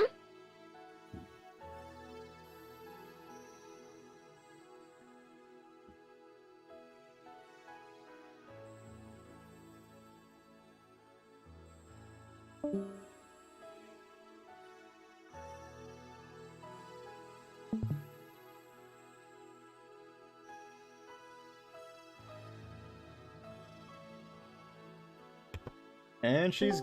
Oh, okay. Sorry, I thought you would... Or I thought I had glitched out or something, so I left and joined back in. I got back, and I see you gone, and I'm like, what? Sorry about that. Okay, here we go. Might occur tomorrow morning. There are 2 days left of the summer holidays. This was the time limit for Amane's activities with the Soaring Club. Amane? I know. Yeah, I'm okay. I gave Katori a prod and spoke quietly to her. Second in charge should take care of occasions like this. Yes, you're right. Listen up, everyone. The morning glory will definitely be occurring tomorrow morning. This is what we believe. That is why today, regardless of whose turn it is, we will all wake up before dawn and prepare for flight. All right. All right!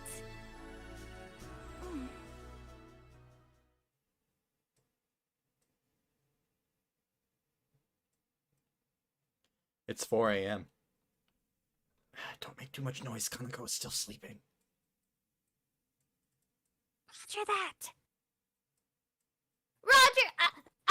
Katori! Sorry. We got up at the usual time for people whose turn it is to watch the dawn sky and carried our things outside the dormitory. There is still 1 hour before the morning sun rises. We have to complete our launch preparations before then.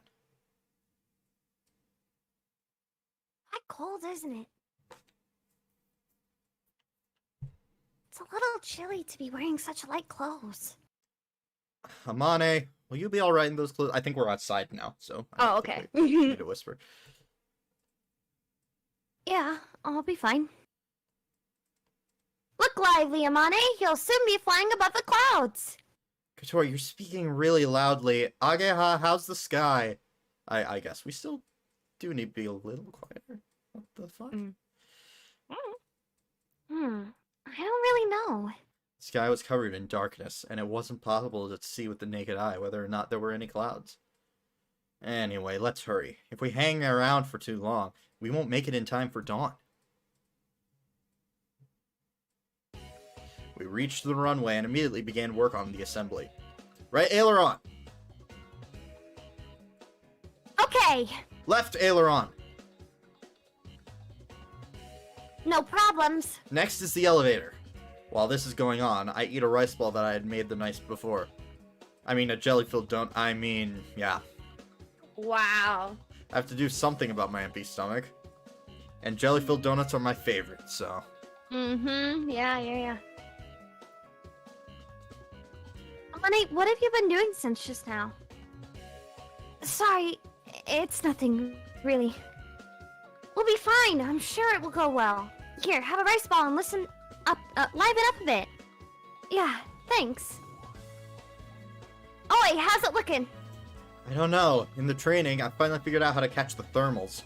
The highest we've flown in training has been 600 meters. We won't be able to reach the morning glory at altitudes like that.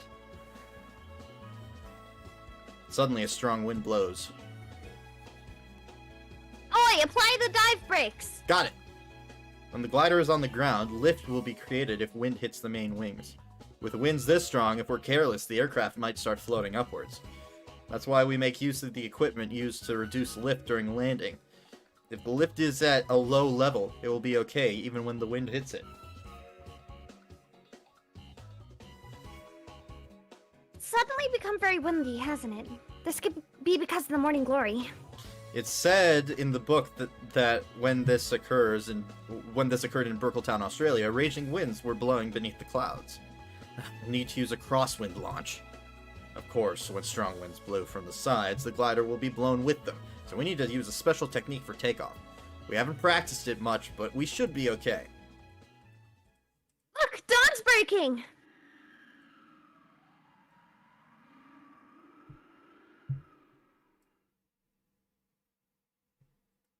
The eastern sky became dimly bright. Also, the conditions of the sky became clear. Look at the clouds over there!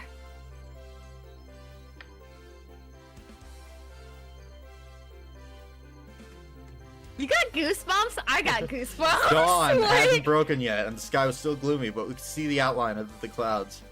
These clouds could be called morning glory, and were fine and delicate and looked like they could disappear any minute.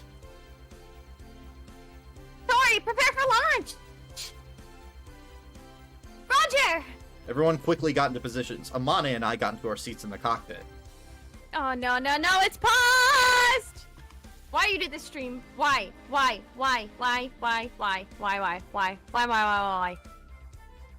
Okay. The crosswind is really strong, Aloy. Okay, I'll use full rudder from the start. Okay, you've made this mistake enough times that I have to call you out on it. It's Aoi, not Aoi. Aoi? It's I didn't Aoi, mean not to. I'm Aoi. sorry. Aoi? Aoi. Aoi? Yes. Okay. Aoi. Yeah. Aoi. Aoi. Yeah. I pushed down on the rudder pedal even though we're not moving yet. If we are hit with a crosswind during takeoff, the glider's nose will face into the wind. This is called the weather vane effect. By turning the rudder in the opposite direction, we can just reduce the weather vane effect. However, because the rudder has almost no effect until we pick up speed, we need to push the rudder pedal before launch and gradually increase it as we accelerate. This is the first time we've taken off in such strong winds. This kind of feels like a rehearsal, but we have to do it. Runway's clear! Ageha came to let us know that there were no obstructions on the runway. Then, moving around to the side of the glider, she lifts up the left wing, a little higher than usual. The wind is blowing from the front right direction. If the wings are horizontal during takeoff, the wind from the side will go under the right wing, messing up the balance. That's why we need to launch it with the right wing a little lower to stop the crosswind from going under it. To maintain the bank angle at which Ageha is tilting it, I move the yoke to the right to operate the right aileron. Launch preparations complete. Here we go, Amane. Yeah. Amane replied nervously. I give the thumbs up to signal to Ageha outside. Launch preparations complete. Lift it up, Katori! Here we go. Creak. The moment Ageha gave the signal, the winch started moving, as if it couldn't wait. The glider steadily accelerates. I pulled back on the yoke. It's on to you, Aoi! You did it again! Aoi! Leaving behind Ageha, who was holding up the wing and running with us, the glider floated into the air.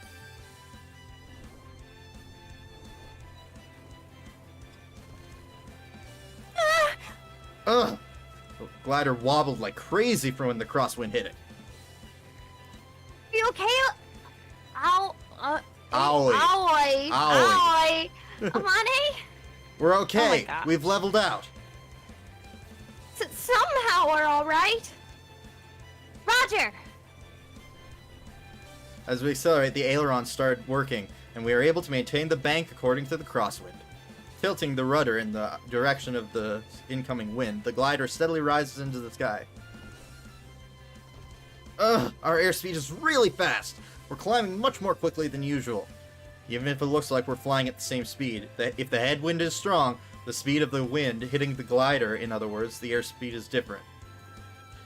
When the airspeed is high, lift increases, which causes the aircraft to rise. Today, the wind is strong. The power of the winch pulling us fights against the power of the main wings lifting us up, causing the glider to shake. Releasing! Just before passing over Katori's head, who is operating the winch, I release the tow rope.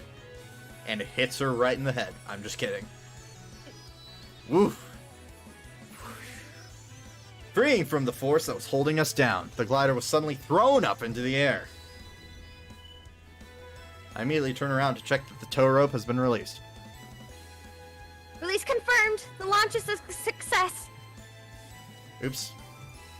Okay. I checked the altitude on the altimeter. We are currently 300 meters above the ground. Then I looked up to the sky above. Outside the dome-shaped canopy, all I could see was sky. A sky changing from night to morning. Indigo, orange, and pale yellow. The morning sun paints a complex gradient as far as the eye can see. And there, in the middle, a straight line of clouds stretched out. Oh! Amazing. Wait, there's only one of them. Isn't it supposed to be a corridor? I felt like I was being sucked into it as I stared at the spectacle. No, it keeps going. No, there's two lines. Oh. Oh, she's back. Which one is the higher Gir- voice again? Girl A is higher. What are those clouds? Wow, you're right. What are they? They're very unusual clouds, aren't they? They look just like someone has painted them. Yeah, maybe because this is a visual novel and it's drawn. If that were the case, they're not painted very well. That's not true. I think they're really pretty. It's a good painting. Ha! As always, you'll praise anything, won't you? Hey, sis, what's that? It's me! Huh? Something's flying up there. Could it be? The glider that we saw before! What are they doing so early in the morning, I wonder? They're flying, aren't they? I could see that. That's not what I meant. Well, they're trying to go over there, aren't they? Over there? See? To those clouds.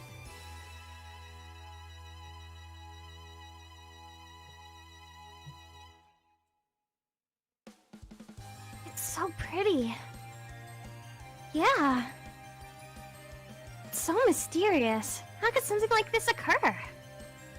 It really is a miracle. But isn't it a bit different in that photo? Yeah. Is it going to get even bigger?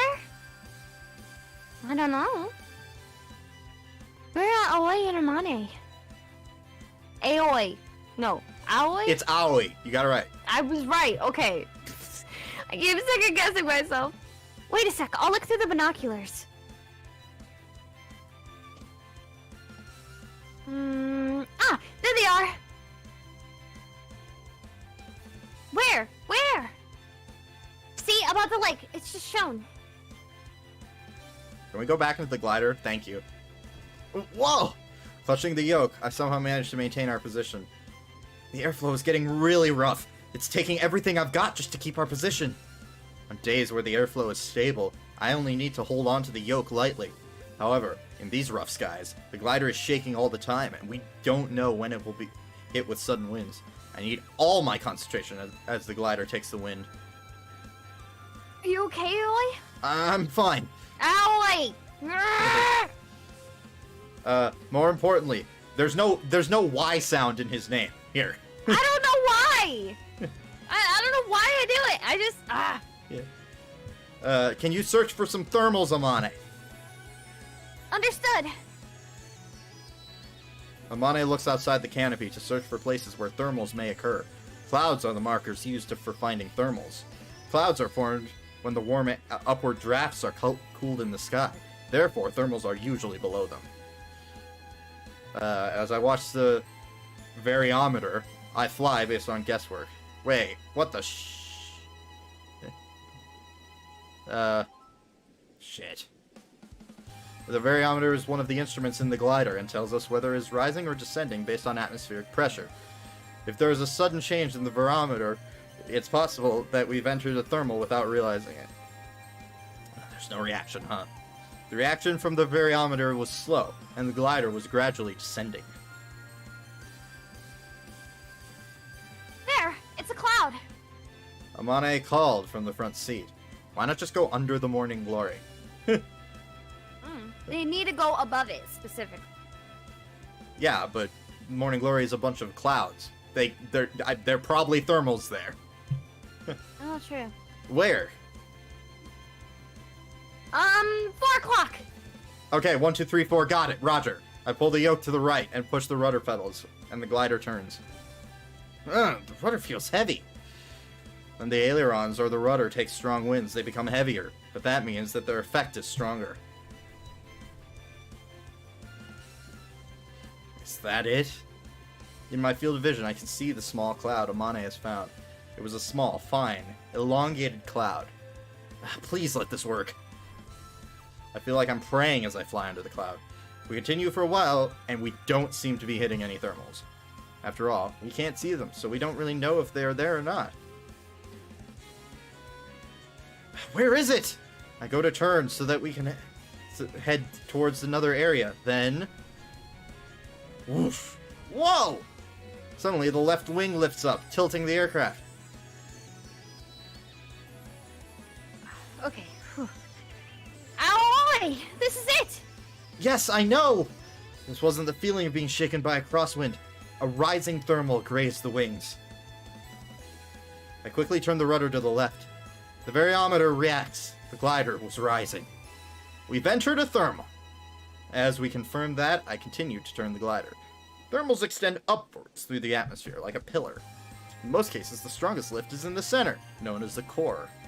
Normally, it gradually gets weaker the further you go towards the outside. That's why, if you want to climb higher, you have to get as close to the core of the thermals as possible. I turned the glider to search for the core. The variometer tells us that we are rising. We are getting closer and closer to the core. Looks like we've entered the core. Said Amane as she looks at the instruments. I tried to keep the glider circling in the same area in an attempt to rise in the core of the thermal.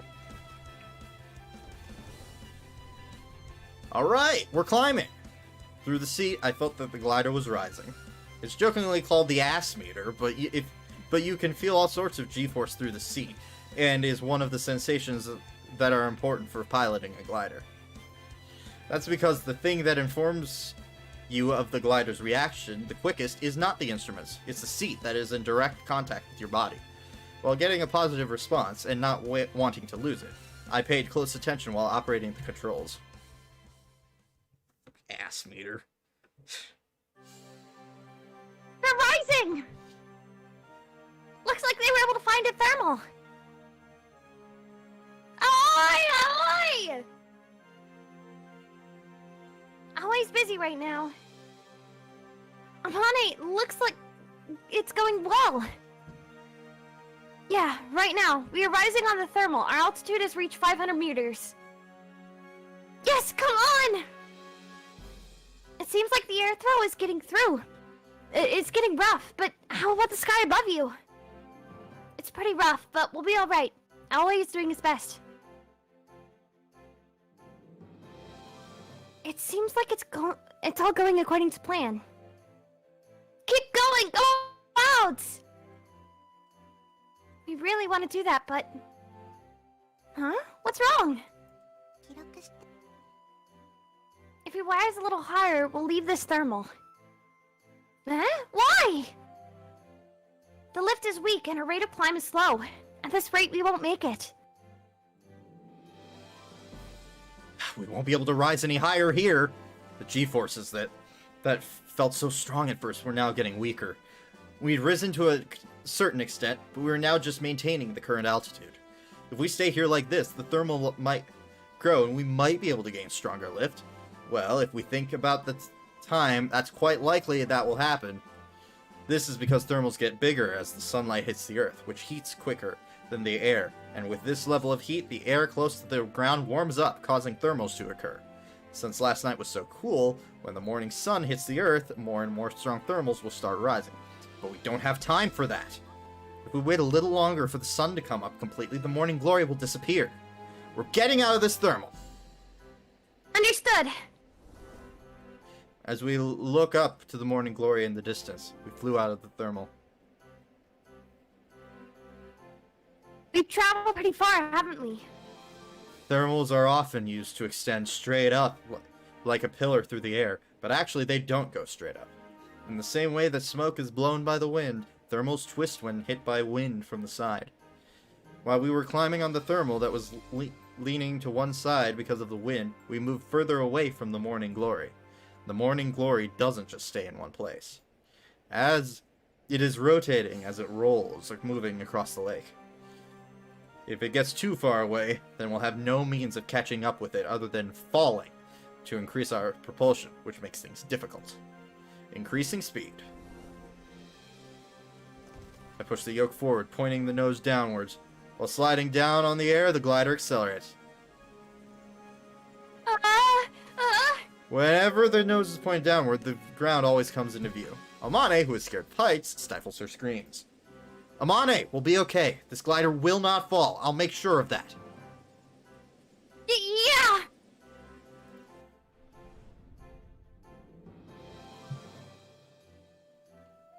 It's falling. Huh? No way! That can't be! See? It's flying! But the altitude is decreasing again, so they left the thermal. In this situation, that might have been a wise decision. Thermal? Hey, what's a thermal? It's nothing.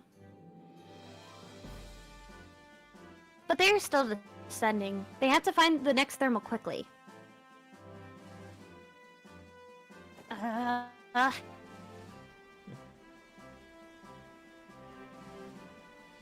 We've caught up with it.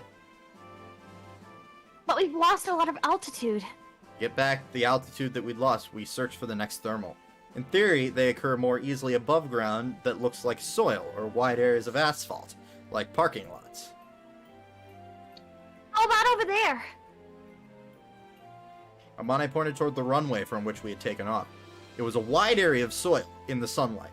It certainly met the conditions needed for thermals to be made easily. All right. Huh? They're coming back. Are they planning on landing? Could it be that there's a problem? Ahoy! What's up? Did something happen? Don't panic. We're just searching for thermals. So, you don't have a problem? That's right. Phew. But at this time, it must be hard to find thermals. It's good if you have the perfect places or clouds that look like thermals will form near them. Are there any other signs? The only other thing is to actually try flying into them. Oh, but they're so close! Pass me the binoculars. I'll try searching to see if anything's out there. Oh, wow, they added motion back. Cool. We did get some lift above the runway after all, but it was weak. It wasn't enough to raise the heavy double-seater glider.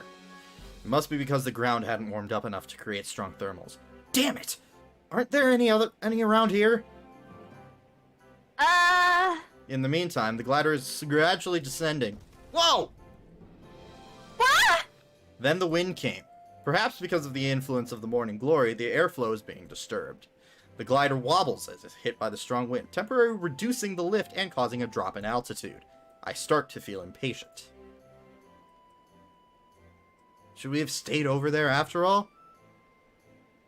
What if we'd done that? The cloud from before was moving even further away from the direction we want to head in. Even if we can rise to the altitude we need, it would be too late. How much time had passed since we took off? Meanwhile, the sky had become brighter, and had changed from the morning glow to light blue. Looks like we can't reach it. Amane mumbled to herself, while looking up at the passage of clouds stretching across the sky. No, that's not true. It's right in front of us. I guess so. We'll do something about it. Kotori and Ageha were also looking for clouds from the ground. We haven't reached the time limit yet.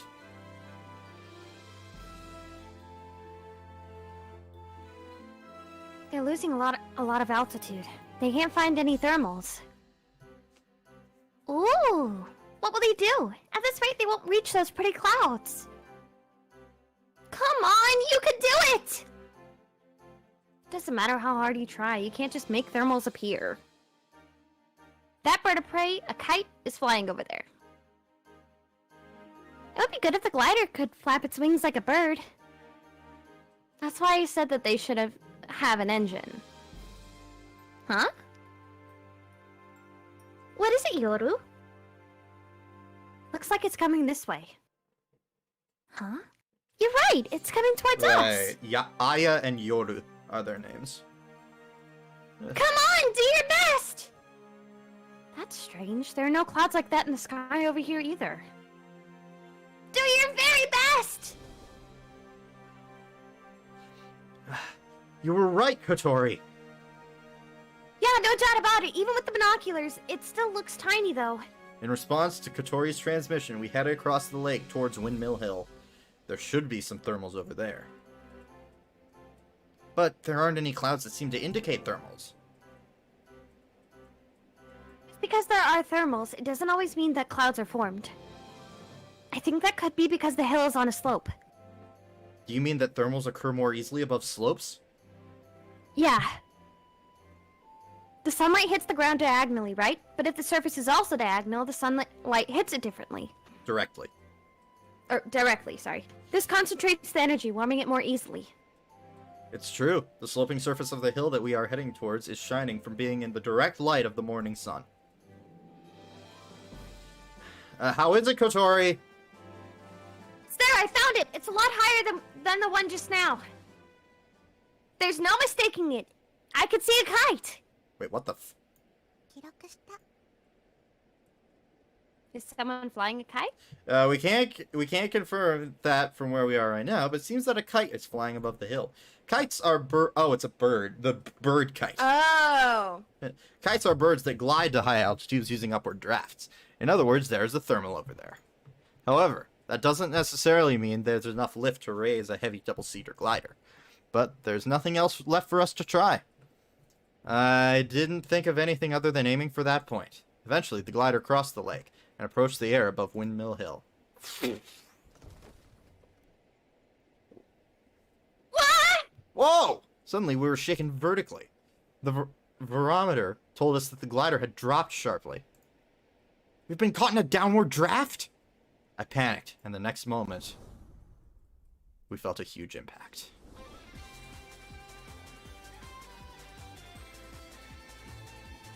We're rising! I had a heart attack for a second. Me too. I thought they hit one of the windmills. Like, Suddenly, it felt like we were being pushed from below, and the glider steadily floated upwards. Then a little later, the barometer informs us that we are rising. We had ridden a thermal. It's pretty strong. We can do this, Amane! Yeah!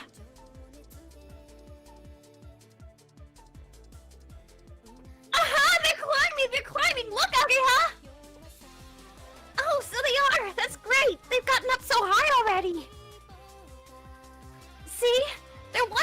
after all. Yeah, way to go, Kotori.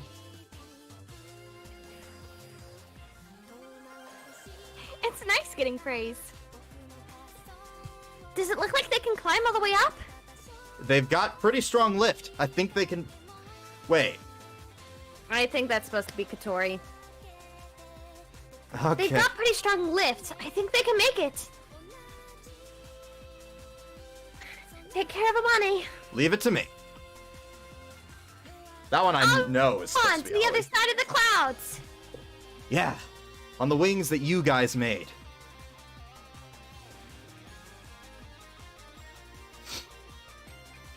Amazing. They've gone up so high. How can they fly so high just by riding the wind? If you want to know the theory, I could tell you. Do you want to hear it? No, it's okay. Even if you tell me, I won't understand it. Also, I don't think that something like that can be explained with theory. Huh, without theory, something that big would never be able to fly. Amazing. Yeah, it's amazing. Before we Under knew the it, clouds. the powerful thermals occurring above Windmill Hill had lifted us high up in the sky. We were getting closer and closer to the morning glory. Wait, pause? Yeah, it's good now. It's good Okay. now. We're getting closer, Amane. Yeah. The clouds that, from below, looked small and intermittent were actually pretty big when we got close to them. I wonder how wide they are. At the very least, they would comfortably be able to cover the width of this glider. They stretched out to around the distance needed to go diagonally across the lake. This is a little far, isn't it? It's okay. If we can keep going above the clouds, it should be easy to pass across them. The thermals that we were riding was pretty powerful. As Amane had just explained, the slope of the hill is hit directly by the sunlight, so it heats up quickly. In other words, that means that the difference in temperature is bigger compared to the surrounding area. If there's no difference in temperature, the thermals will not be created, and if the difference is big, then strong thermals will be made. The upward draft that Kotori had found for us feels strong enough to take us all the way to the horizon. While this is happening, the sun is rising, and the air temperature is increasing. Morning glory occurs for about 2 hours from the beginning of dawn. Come on. Come on. I'm getting impatient. However, if we try too hard, we'll lose balance and we might lose altitude. While checking the rate of ascent on the variometer, I turned the glider to aim for the core of the thermal, the most effective part. Eventually, the glider that Amane and I were riding reached the altitude of the morning glory that we were aiming for. Then, we had soon risen above that, and reached a position where we could view it from above.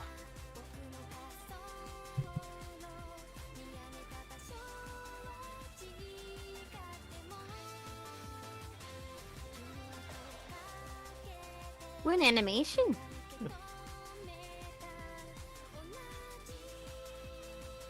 Why are we still viewing it from under? Look, Amane! Yeah, I could see it. I knew she'd be looking at it, but I said it anyway. It's because I was so moved. Is there anyone who wouldn't be moved to see a spectacle like this? With the bluish-purple sky in the background, the passage of clouds shone as they were bathed in the pale pink sunlight. Words like beautiful wouldn't really express it at all. The word that came to mind was divine. My trembling hands gripped the yoke to gain an altitude to allow us to stay above the clouds. I turned into the thermal. I glanced at the front seat and I saw Amane from the side. Her eyes were opened wide like a little kid's as she looked at the passage of clouds stretching across the sky. This is the view that Itsuka would want to show me. To bring me to this place. Amane, can you get the camera? Oh yeah, that's right. Before we took off, Ageha had given her a digital camera. She asked us to take a picture if we were able to fly above the morning glory. This was the perfect viewpoint, looking across the clouds. We're still below it. I've taken it. I guess they didn't want to make a new sprite. All I right, guess. let's go. Let's go to that place. Yeah. Amane nodded as if preparing herself. We didn't come here to look at the clouds. We came to pass across them. Once we had gained enough altitude, I tilted the yoke and turned the glider. Now, it's time for us to go. The airflow here was calm, and we could fly without being shaken by crosswinds. In the upper part of the sky, there were hardly any clouds, and the clear light blue gradients spread out in all directions. While paying attention to our rate of descent, we travel across the space of crystal clear light. We are approaching the passage of light. A rolling airflow occurred up around the clouds, and if we can ride that, we can pass along the passage of clouds as far as we want. You know, if they inverted it, it would have looked like we were over it. We finally arrived. The morning glory was right there at our fingertips. And as I thought that,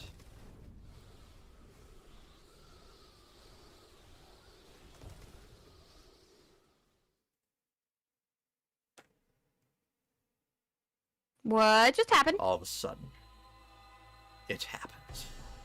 As our view swung around, the divine road of clouds that should have been there in front of us in the space of a moment was getting further away. We suddenly lost lift, and then a few moments later, we realized that the glider was rapidly descending. Huh? I quickly pulled the yoke, but there was no response. The field of vision span around, and we couldn't even figure out whether we were facing up or down. What is this? What's going on? Is it a stall? However, there were no signs that that was going to happen. It was just like there was no air and we'd lost all of our lift. We're falling.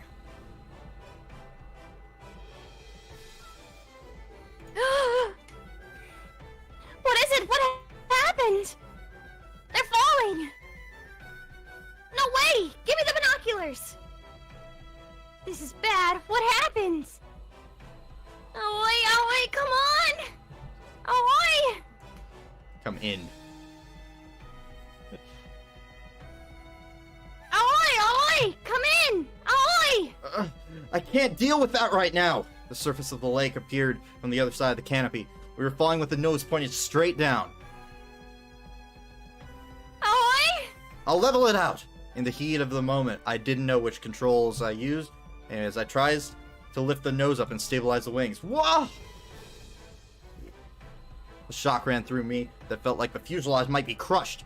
To us, the pilots, the vibrations passed through our bodies. For a moment, I thought that we had crashed. Are we okay? Looks like it. The nose and the wings leveled out, and the glider had gained lift and was floating. We were 200 meters from the surface of the water. In that moment, we had fallen almost 800 meters. If it was a few seconds later, it would have been too late. My whole body trembled with fear and relief. Are you all right, Amane? Yeah, somehow. Her shoulders were shaking, but her reply was okay. What the hell happened just now? There were no signs that the airflow had become separated from the main wings. In other words, a stall. It is often said that it can occur without warning, but for it to occur somewhere that has such stable airflow. He might have been caught in a strong downward draft. I mean, just now? I think that was true. It was pretty strong. Do things like that really happen? In the summer, in the vicinity of the center of lakes or big rivers, it seems that sometimes downbursts occur. Downbursts are powerful downward drafts. If a downburst, a giant mass of air falls to Earth, it's powerful enough to cause severe damage. If we were swallowed by something like that, we wouldn't stand it. The place where we were was in the vicinity of the center of a lake, like Amane was saying. We were so distracted by the morning glory that we lost sight of our own position. Because of the lake, the air cools, and it's possible that a strong downward draft would be created. If the air itself falls down, a glider, which floats using the power of the air, would have no choice but to be taken down with it. That might be why we lost lift and fell, suddenly, and without any warning signs.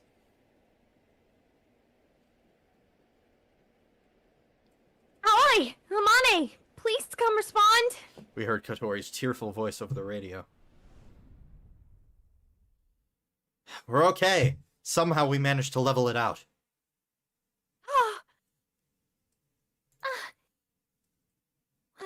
safe. What on earth happened? We don't know. Amane said that we might have been caught in a strong downward draft. A little more and would be upside down in the lake. Hey, Katori's heart's gonna stop, you know. I'm sorry. But we're alright now. Yeah.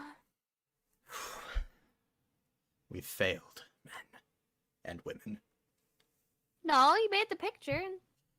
We didn't fly through the passage of clouds. Oh. Yeah. What was that? What happened? I don't know. It could have been a malfunction. Or they were caught in a strong downward draft? But... yes, somehow they managed to level it out before they fell. Phew. That was really close. If they were any later, they would have died. I guess. It's dangerous for people to fly through the air. Yes. For humans who don't have wings to aim for the sky, they need to be brave. It's dangerous, too. But even so, people who can't fly... Sis?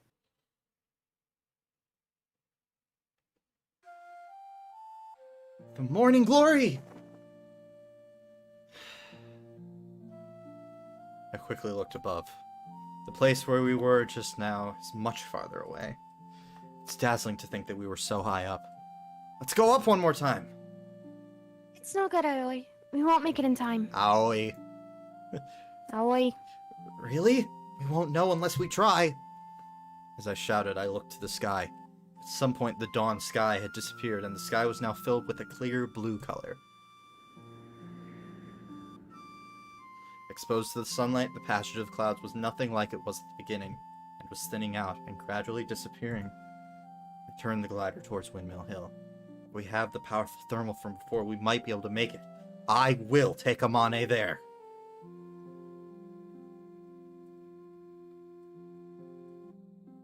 That's enough for now.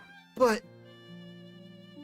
we weren't able to go to that place, but I was able to see, even if just for a short time. The sight that Itsuka wanted to show me. That is enough. Amane! Amane looked through the canopy at the clouds above. This is goodbye. Amane's whisper, along with the patches of clouds, faded away into the sky.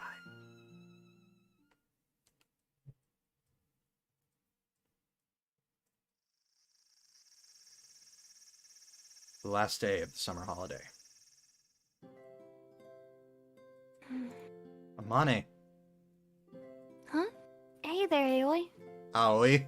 Aoi. I don't know why when it's her talking, it goes Aoi, but Aoi. Why are you up so early? That's my line. I thought you weren't in the dormitory, so I thought you might be here. I woke up early, but I didn't see Amane anywhere, and all her things in her room were carefully packed away. Yeah, I thought I'd tidy everything up before the others came back. I'll soon be going to my dad's lab. Today's the last day of the summer holiday. In other words, the day that Amane leaves the school. We still have one more day, though. But there's nothing left to do, is there? Everyone was planning to get up before dawn again and go to the runway. We didn't think that a miraculous phenomenon would occur 2 days in a row, but even so, we wanted to believe there was a slight chance. However, I knew that we wouldn't be able to do it again so soon. At that time, we were caught in the downdraft. Then, forcibly pulling up the aircraft meant it sustained huge G-forces, damaging parts of the glider. It's possible to fix it, but at the very least, there was no hope that we'd be able to fly today. Amane's objective was to fly to the morning glory. Now, that goal had been achieved. There was nothing left to do. You haven't seen any of the others, have you? No. Why not? Because this year's summer holiday was so fun. It's hard for me to leave this place. I'm sorry, but could you say something to them for me? I'm not much of a talker.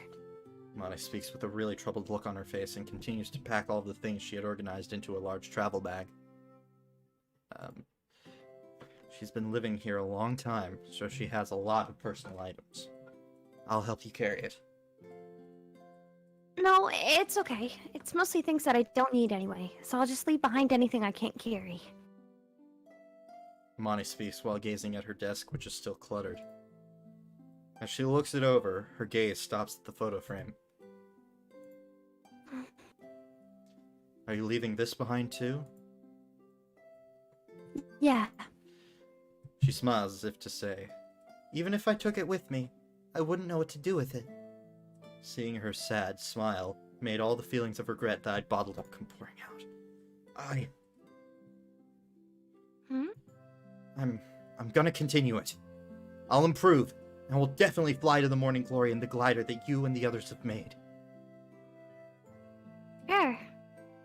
Amane nods, and after thinking a moment, puts down her bag and stands in front of me. She takes my hand and holds it gently. In the garage, which doesn't have air conditioning, it's hot as a sauna. My hands are covered in sweat, but hers are as smooth and as soft as freshly washed sheets. That's a weird analogy. Yeah. Then Amane, with eyes like a little kid's, but a little more grown up than yesterday, looked me in the eyes. Thank you. Aoi. Thanks to you guys, in the end, I was able to go to that place. To the sky that until now, I'd only been able to look at from below. As Amane speaks, she had a small yet fulfilled smile. How about Iska's feelings? I wanted to ask her if she understood the reason why Iska had become so obsessed with gliders. Be honest, I still don't really know, but it's been decided. So, thank you. Amane shuts her eyes and hugs me gently. Tell the truth, I thought I was gonna cry. Use the things in here however you want. The winch at the runway is equipment that belongs to the soaring club. What about these designs? The designs had been left on the drawing board. I finished them last night, but I don't need them anymore. I'm sorry, but if you don't need them, just throw them away. I couldn't do that. Well then, if I don't get going, I'll miss my bus. Amane puts her bag on her shoulder. She staggers slightly under the weight. I'll walk you to the bus stop. Okay, thanks. She gives a smile as crisp and sunny as the summer sky to the garage, and then leaves it behind. The garage where she spent so many years shut away inside. It really was the most fun summer ever.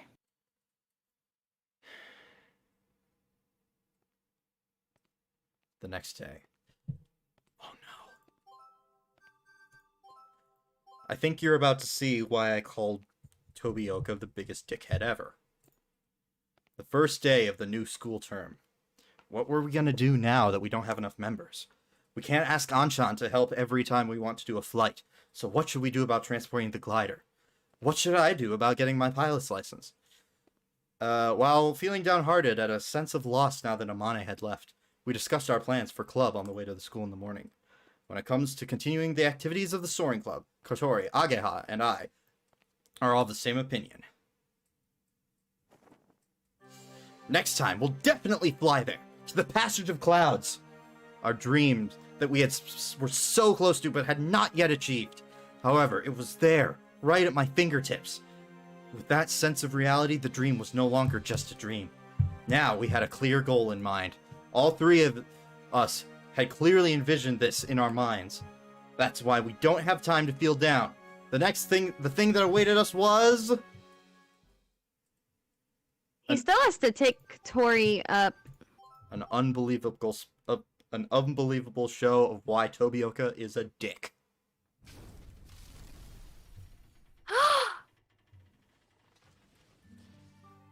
What? Other people could have used that? Alright, what happened? It's just paused for me. Why is it just paused? What the fridge? Okay. What is this? No entry was written on the signboard, and on the other side, heavy machinery has made a hole in the wall of the garage and has smashed in the roof. No way! What's going on? Kotori and Ageha were lost for words before this horrific spectacle. I stood there, stunned, and desperately tried to think of what could have happened. There was no way I could comprehend it. The place that until yesterday, where we would gather and spend time together every day, had suddenly been destroyed. Gosh. My knees were shaking. It felt like all the strength had left my body, and then, intense rage burned inside me. What the hell is all this about? As I approached the person who seemed to be the foreman, he looks back at me with a troubled look on his face. Of course, these people had been asked to do this. They're just here to do demolition work. But I had no other outlet for my emotions. Why are you doing this?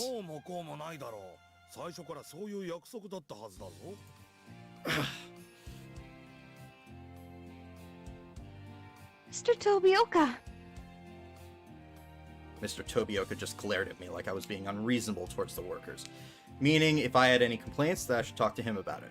Oh, I'll talk to him about it, all right. What is this all about?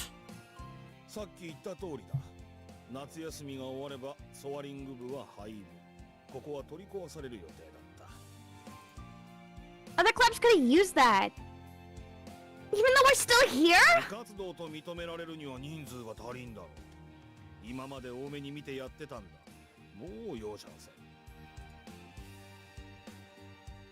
It's a form of oppression. It was accepted that we have the freedom to carry out our club activities.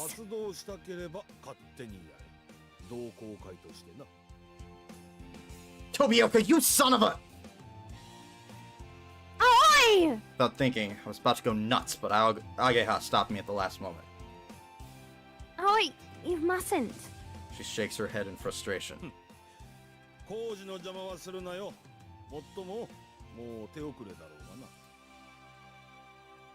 With those, his parting words, Mr. Tobioka turned to leave. We stared dumbfounded at the demolition works. Like he said, we were already too late. Finally found something that I wanted to do. And now...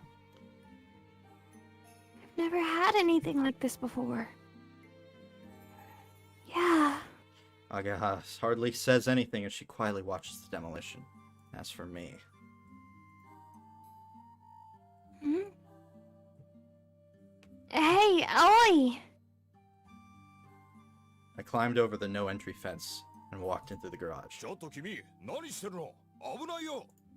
Foreman from before hurriedly rushes over. Sorry, this won't take long, I say as I push past him. Then I step inside the half-destroyed garage. Panicking, the foreman stops the machinery. Oi!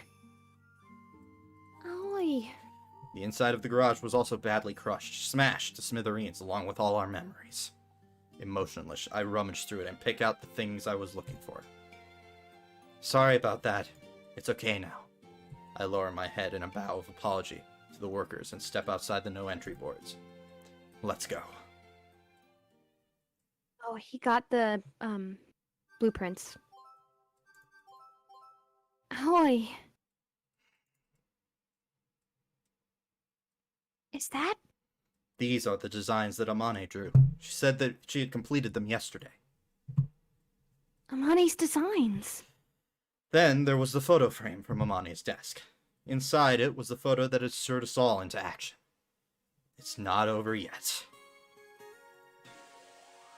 Do they have to build an entirely new plane because they just destroyed something that probably cost like $10,000? The plane wasn't in there. It was on the runway, I'm pretty sure.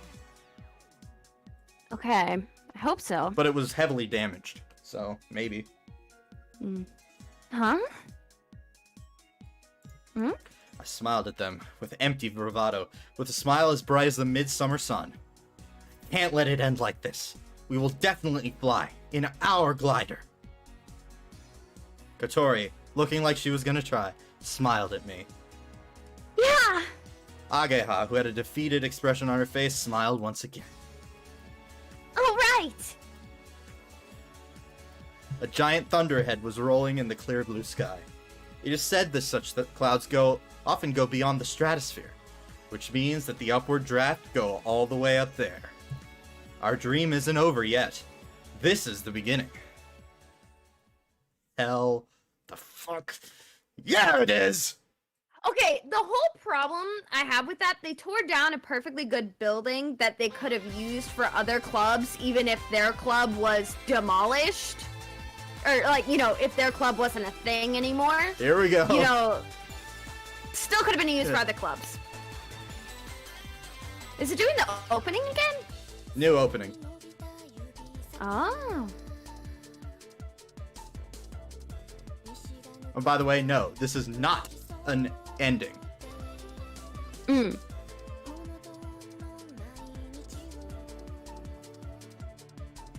Guess what?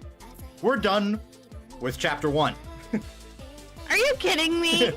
That's chapter 1? God, I love this game.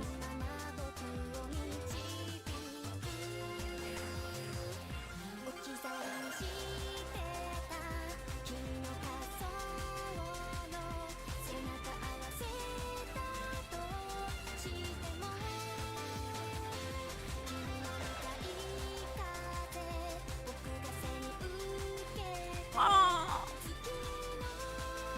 She just wishes to fly. That's adorable and so sad at the same time.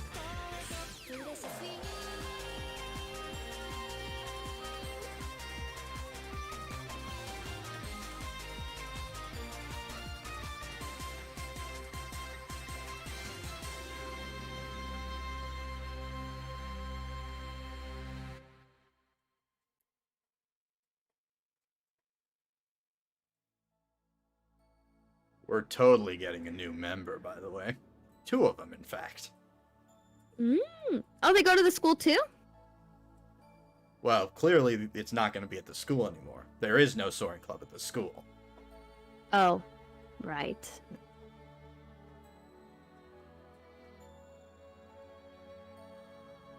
And that's solely because they don't have a place to meet anymore, or? What is this? I do not remember this. Oh, we're back at the Fish Manor.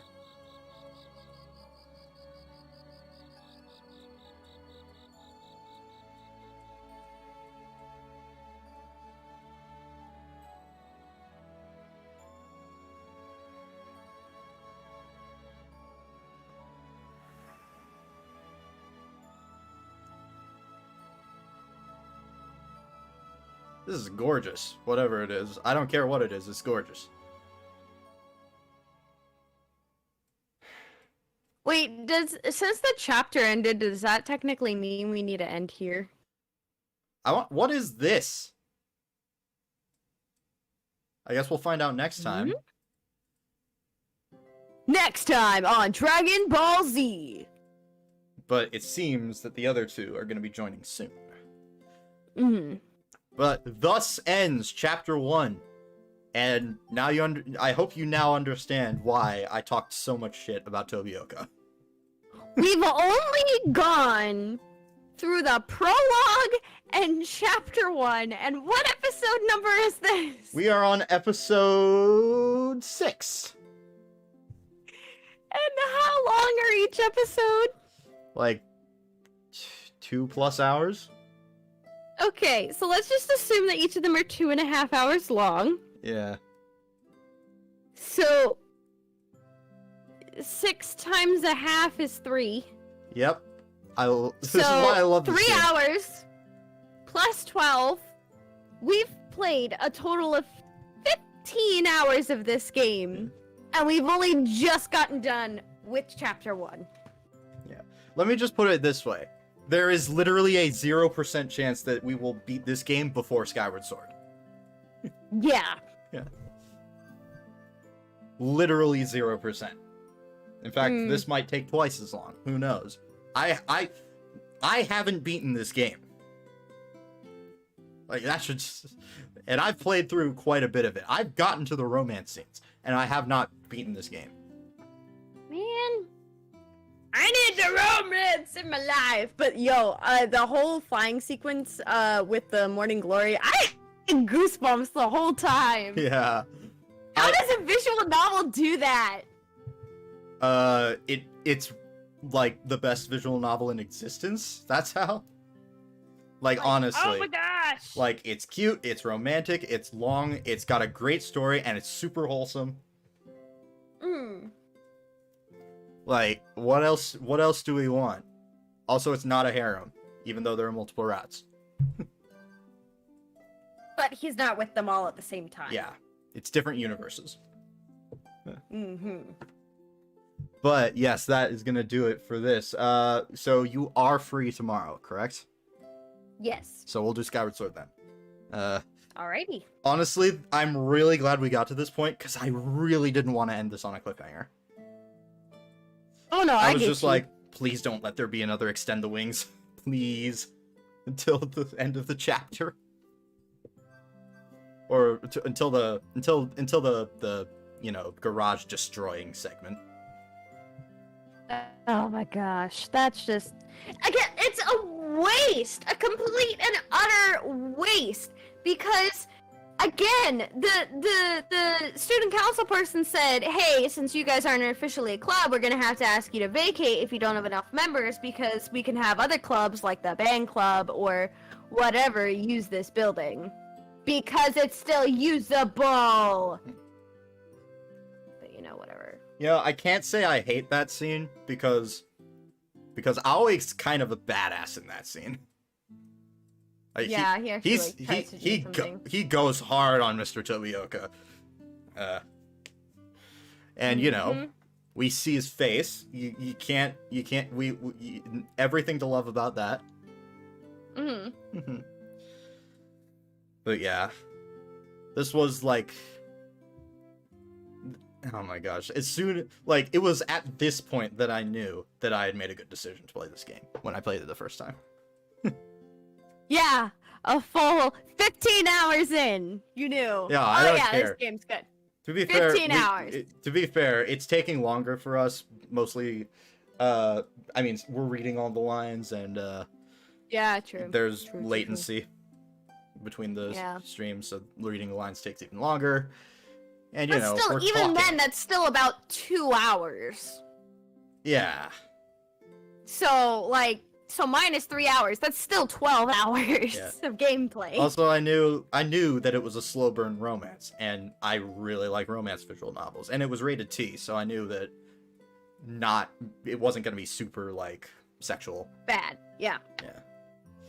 Yeah. And well, I mean, just looking at the playtime and the hours and everything, like with us playing it and everything, and I'm like, for me personally, it took this long to complete Professor Layton versus Phoenix Wright Ace Attorney. 15 hours! Yeah. But that's because I read everything out and I'd never played an Ace Attorney game before, so I didn't know how the twists were supposed to work. Oh, so I it would didn't have know taken even you less had to go time. with that absolutely ridiculous thing. So I haven't but played it, I've so don't played spoil it in it. about 10 hours, I think I've been able to get it. Mm. But I like watching all the cutscenes, so that adds 40 minutes. It's 40 total minutes of animated cutscenes.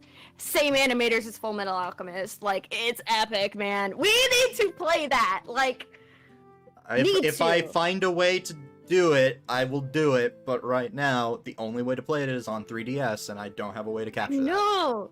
And that's the only, like, sad thing. Maybe if it comes out on Like- Switch, like, hopefully we'll... I really hope the 3DS games and Apollo Justice get ported to Well, I mean, Switch. honestly, they've ported all the original Professor Layton games, all the original Ace Attorney games, and I think Dual Destinies and Spirit of Justice are also on phone, On right? mobile, but I don't have a way to capture that either. Oh, come on. Although I'll have So we to... do have to although wait. I did get a new phone recently, so I might be able to see if... I will say, I've tried Dual Destinies on it. Frame rate's not great. In fact, it's really bad. It's like 10. Mm. And I mean, like, in other visual novels where it's all 2D, like, that wouldn't be that big of a deal. But this is the 3D one, so Yeah. yeah. Professor Layton vs. Phoenix Wright is 3D. So. Yeah, so I was talking Dual Destinies, but Oh yeah.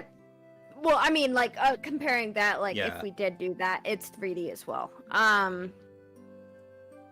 But yeah, I might find a, like, my phone might have new capabilities of being able to transfer video data to a computer, so I'll have to see if that's possible. But for now, I think we've been going long enough. We are at exactly 2 hours and 45 minutes. Dang. And 0 seconds until just a couple seconds ago. But yeah, that's it. Skyward Sword tomorrow. Oh man, I'm just savoring this. It is so nice playing this game again. Honestly, thank you. Nice. Honestly, thank you so much for joining me. Like, are you enjoying this, by the way? I should ask that. Oh yeah, I'm enjoying this. Like, I'm really invested in the story, I and I freaking like knew being able you to would. practice. I like being able to practice all the different voices. Yeah, like, I knew you'd I'm like just scared this. that it all sounds the same. I mean, like, there's really only so much you can change. I know. I'm trying though.